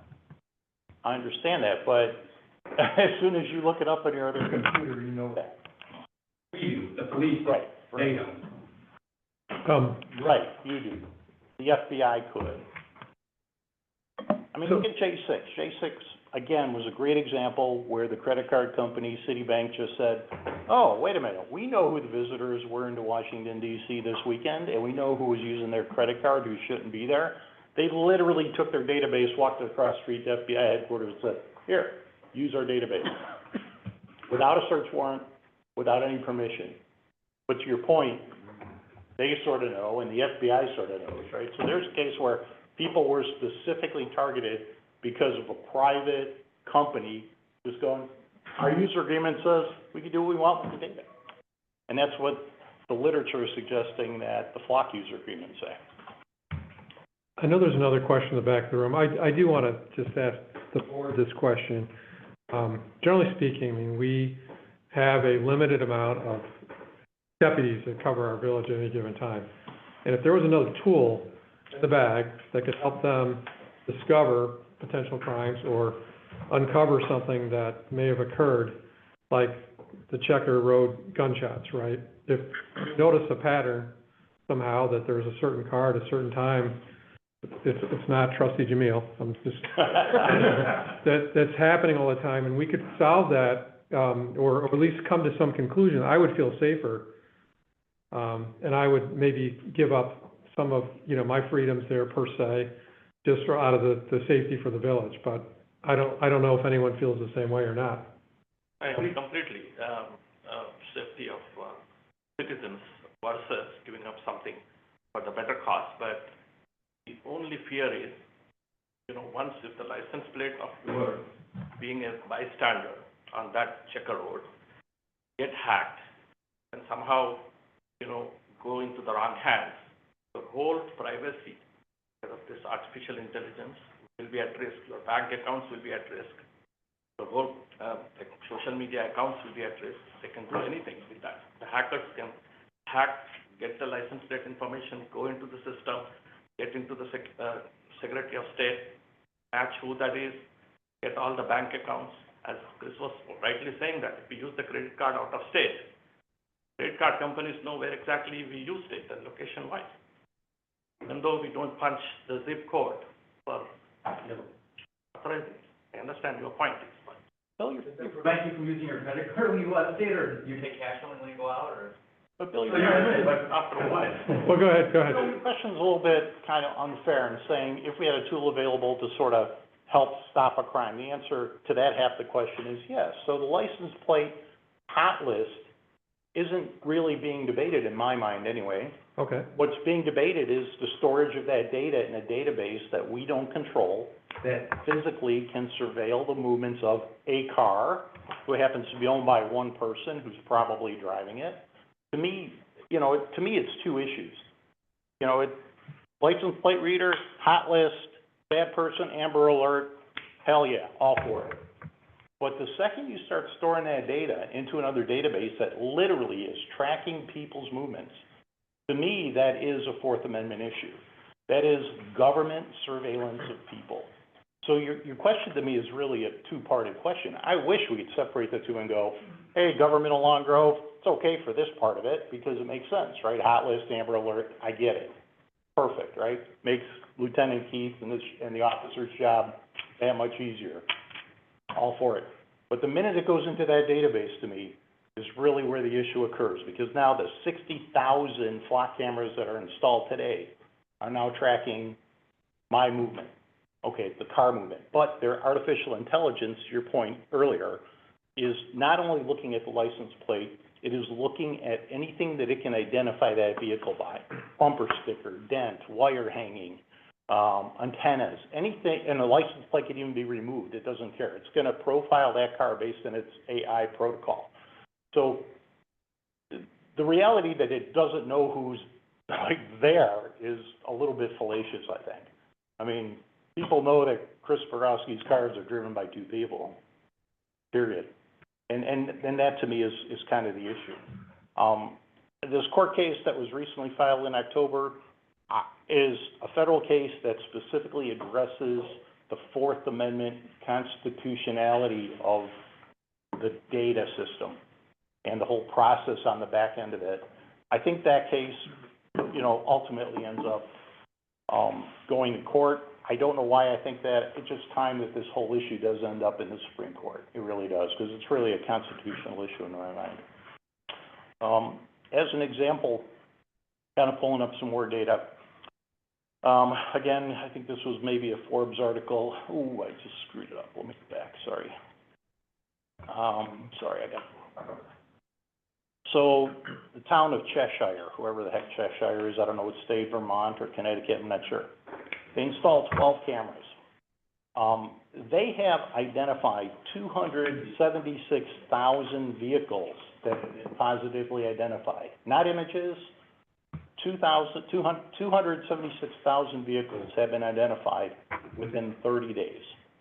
Of those hundreds of thousands of records, 495 or 0.17%, were captured or tagged or flagged within the NCIC database. So we're giving up that freedom, which you mentioned, for 0.17% of captured vehicles. Now, if my child was involved in a hit and run, would I like that to be me, that they caught the bad guy? Of course, right? Who wouldn't? Everybody would. But giving up our Fourth Amendment freedom, to me, is really, really important. The First Amendment's important, the Second Amendment's important. I mean, that's literally why we stood there and raised our hand and said, I promise to defend the Constitution of the United States. Thank you for listening. I apologize for taking too much time. No, you're good. Let me ask the board this because it's 9:05. And that is, I'll just go around the room and I'll start with Trustee Tanucci over here. Would you be agreeable to come up with some kind of a solution to pilot Flock? I have the same concerns Chris does. He's just much better explaining them than I am. I'm trying to find some way specifically for Country Club Meadows, not anywhere else, because I'm still opposed to just throwing these things willy-nilly all over town for the reasons that Chris mentioned. But specifically for Country Club Meadows, help them address their concerns, gunshots, burglaries, whatever. I think those are the two main things, there may be others. That's why I'm looking to say, is there a way that we can get the data that law enforcement needs to solve these crimes while simultaneously minimizing the exposure of what we'll call innocent people being captured by this data? And that's what I was talking about earlier. Can we make the retention time long enough that the sheriff has time to go in and pull what he needs out, but short enough that anything that doesn't capture something important goes away very quickly? And when I say go away, I mean completely goes away, like it doesn't even exist anymore. Under those conditions, I would consider approving the cameras for Country Club Meadows. Okay, that's something to work with. Trustee Kritzmeyer. I feel fairly similarly. I think that the data is an important thing. I think taking it to extremes, to your point, parking garages capture our license plates, and I have higher expectations for this database than a parking garage, but maybe I'm wrong on that one. What I heard also, though, is that Country Club Estates or Country Club Meadows has the choice of sharing with the sheriff. I would want to require that. Yeah, I think they've already agreed to just share with the. I just want to make that clear. I just want to make that clear. And to your other point on the second prong, more and more people are coming up and they're making these comments about we don't have our own police department. Now, we all know that's like a $7 million proposition that we are in no financial position to deal with. If there is some way to extend and there is at least a perception or a prevention, the point of, you are being watched, I think it's valid. And I think that would be something that I would consider in a very carefully constructed, crafted test. Again, not that it makes me feel safe, but I think it makes other people feel safe. And I think that that's part of what we need to do.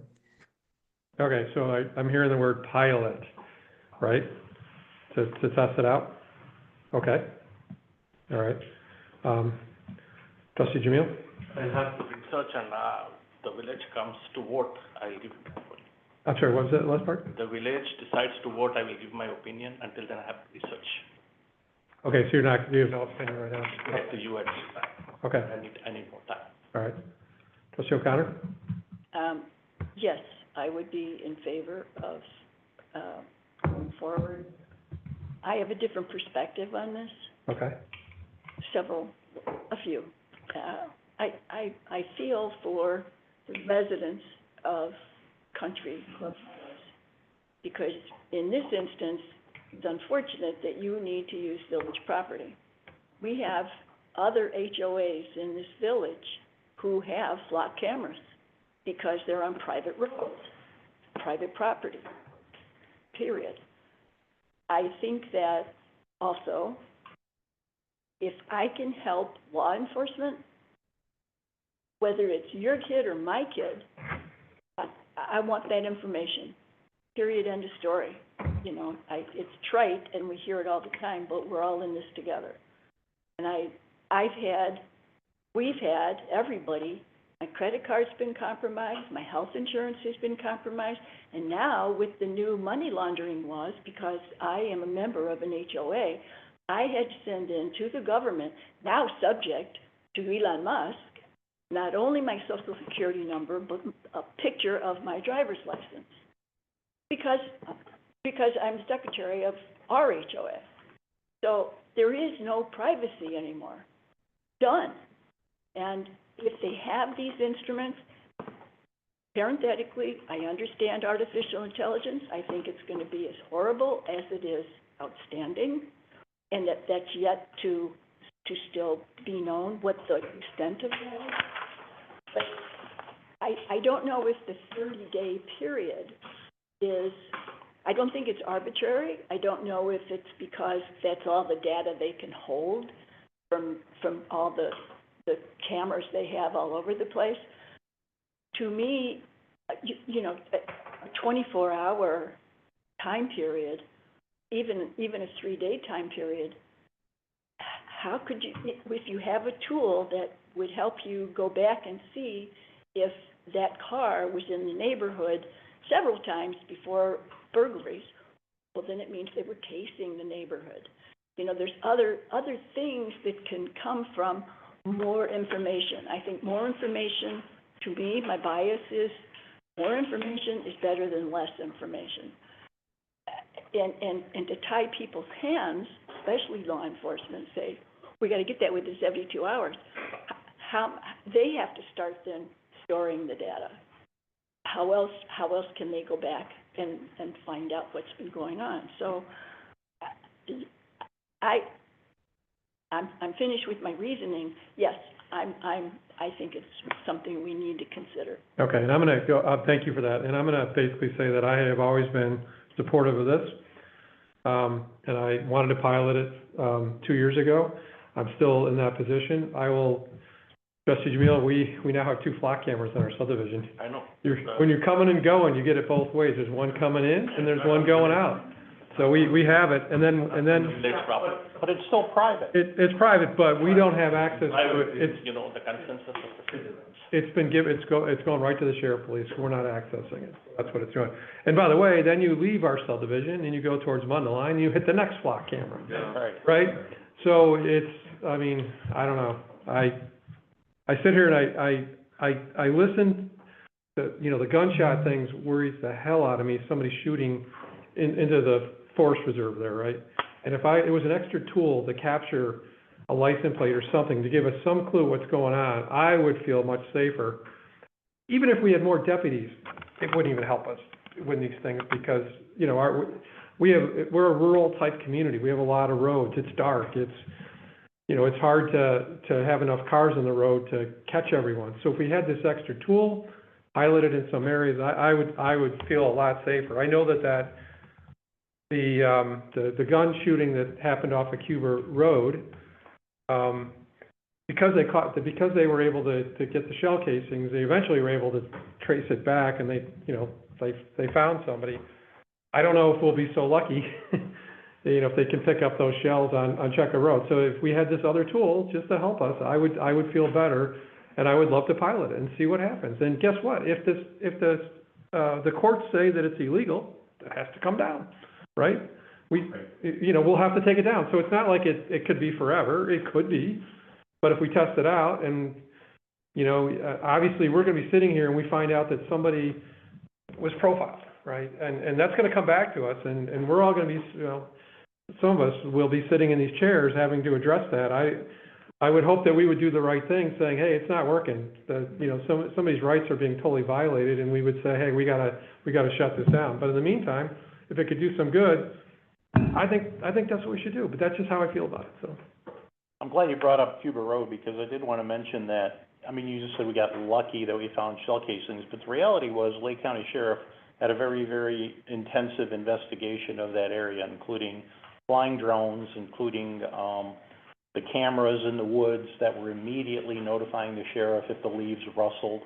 So I think the Lake County Sheriff did a phenomenal job of researching that area, patrolling that area, investigating that area. So, I just want to mention that there's, a good police department behind those activities already. It's not just, one police officer, it's an entire crime lab, Right. and it's an entire organization that's supporting us. So when you said the words lucky, I kind of cringed a little bit, because it wasn't just luck, it was a pretty damn solid investigation. No, but, the fact that the shell casings they were able to trace it back to somebody that got detained in Chicago. Understand. That's the luck. Okay.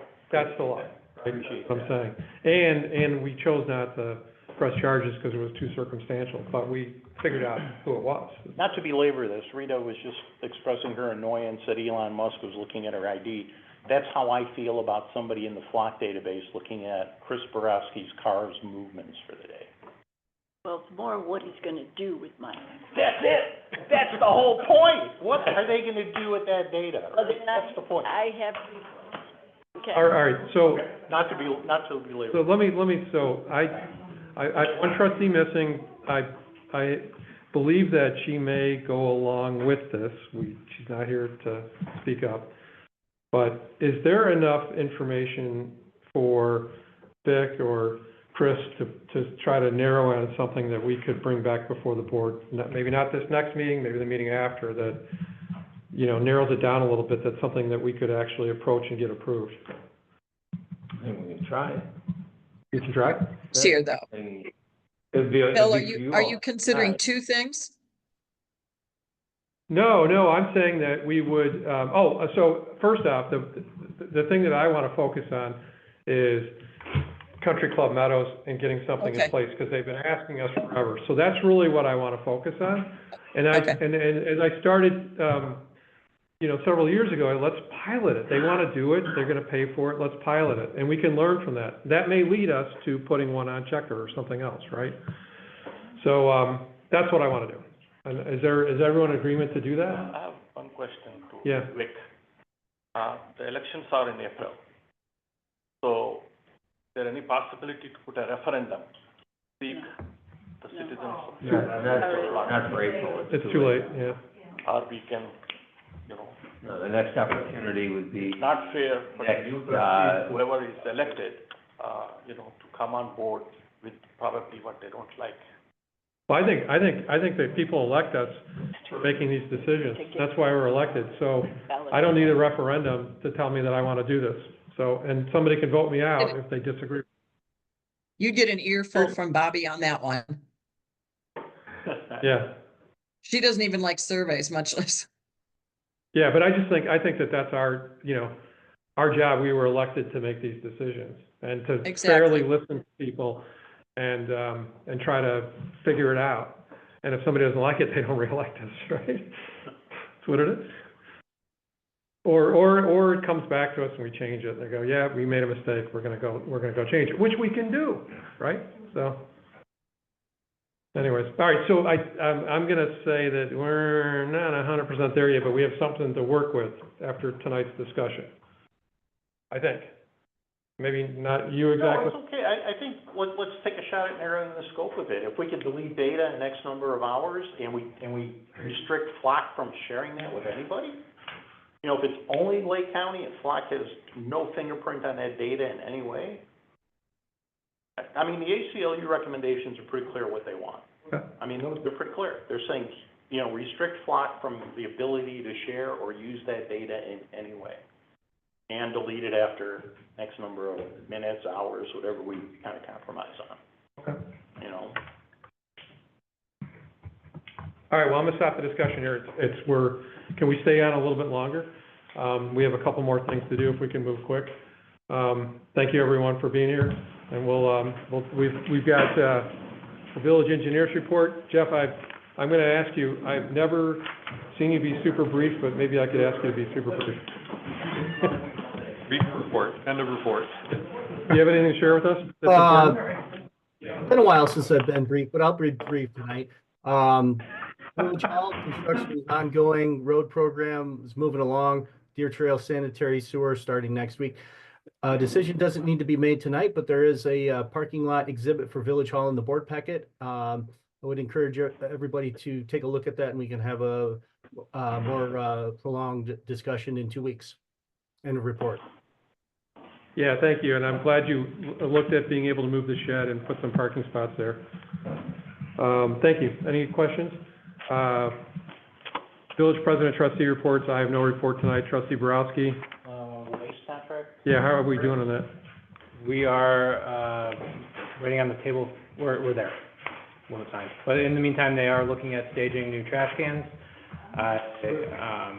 Have them preliminarily blocking off 2 rows in the Archer parking lot. So far, on the Robert. Also need to stage it to deliver. And, that would happen over a 2-week period, soon. Okay, thank you. End of report. Thank you. Trustee Jamil? Trustee Kritzmeyer? Trustee O'Connor? Pathways meeting on Friday is your report. Excellent. Is that a public meeting, or is that just your meeting? It's not, what do you call it, noticed, but if there's only 2 elected officials, you don't have to. Yeah, Pathway Committee. What time? You know what time the pathway meeting is? 1 o'clock on Friday, Chris. All right, thank you. Can't make it. Trustee Tanucci. So very quick. Wait, but there's more. Wait, there's more. It's like an infomercial. But wait. Sad news, actually. Upsetting, anyway. Oh, no. The Hawthorne Woods housing development that was recently announced, Which one was that? it's got like 156 properties That's between, by us or no? between Long Grove and Hawthorne Woods. Temple Ridge. Temple Ridge, is that it? It's in the green corridor. Oh, really? It's in the corridor. And they approved it? It was supposed to go before the PCDBA. It's So- in the corridor. Interesting. Because IDOT, which I've been bitching about for I don't know how long, IDOT never bought all of the property. And the issue for me was I think they said they had it all, but like 13%. And it's like, who owns those properties? You know, whoever owns them has all kinds of letters of intent, right, waiting to see what happens. This proposed community of single-family homes and townhomes is right in the FAP 342 corridor. Thank you for sharing that. It's not east of it, it's not west of it, So- it is the corridor. And Hawthorne Woods made them promise, if it goes through, they will have a 10-foot pathway.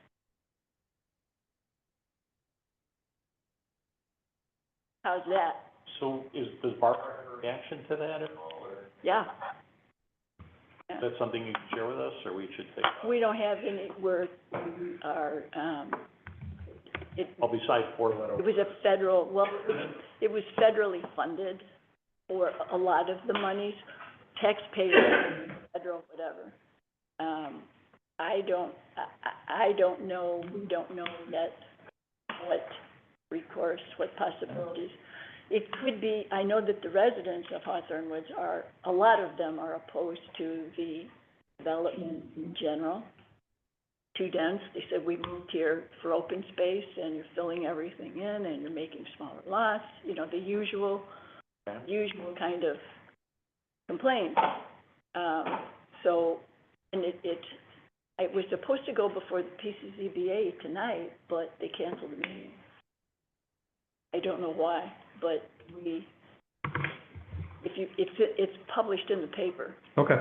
you know, and when you look at the map, there is no mistake, it is right there.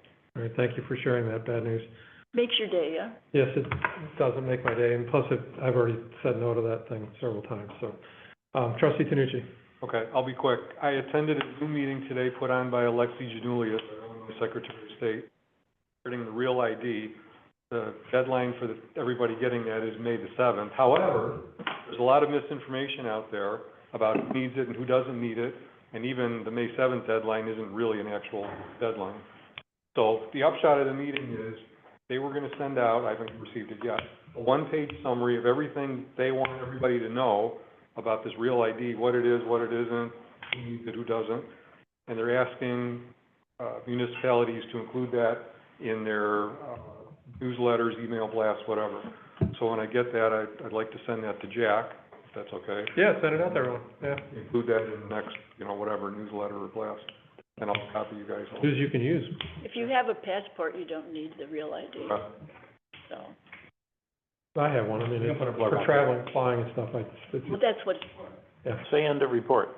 End of report. Okay, so now, village manager, all right, so the question is, we are really late. I know there was a desire to have a brief executive session tonight. Does anyone want to do that, or do we want to wait? Yeah, I have to go tomorrow early morning. What's that? Is the executive meeting you want to do? Yes, we did, we wanted to. Is there, I wanna take, you want to take off? the quorum is good. I'm okay with it. You're okay with this thing? Okay, are you? Are you, Ann? Fine. Okay, so, I mean, we do need to talk about something, so we're gonna have it, yeah. You're gonna go? Okay, got it, we'll catch up with you. All right, no problem. I'll get the update. Thank you all. Thank you, thanks for being here. Thanks, Steve. Yeah, okay. I'm gonna need a motion. I know, we'll get there. I'm gonna need a motion to go into executive session for personnel reasons and acquisition of property. So moved. Moved by trustee Borowski, Second. seconded by trustee Tanucci. You gotta take a roll call, don't you? Trustee Jamil, out, right? Yes. Trustee Borowski, Aye, here. Tanucci, Here. Still ayes. It's on the motion, so Is it's. that a yes? Oh, okay, got it. Yes. All right. Okay. Trustee O'Connor, Aye, yes, here, present. Okay, motion carried. All right. I'm going to put us, okay, we're leaving. thank you. I'm gonna put us into, 1 second, sir. what are we gonna do here? We're gonna drop the camera in the back, I think, right?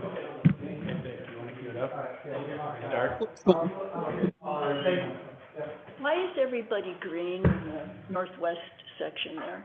Bad camera. It's what? It's a bad camera. Can we afford it?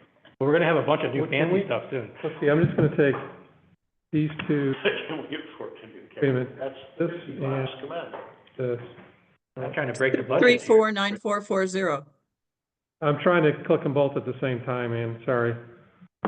Shift click work?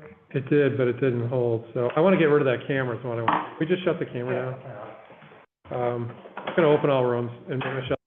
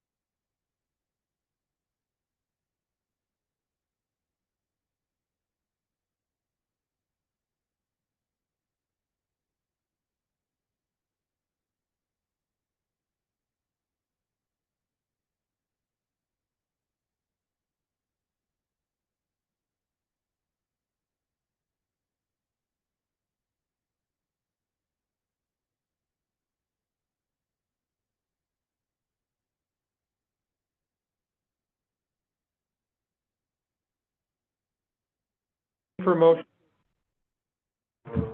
We're looking for a motion to adjourn. Okay. Motion made. Moved by trustee O'Connor, second by trustee Borowski, all in favor? Aye. Aye. Meeting adjourned. Thanks, Ann. Thank you, Ann. Good night. Good night, Ann.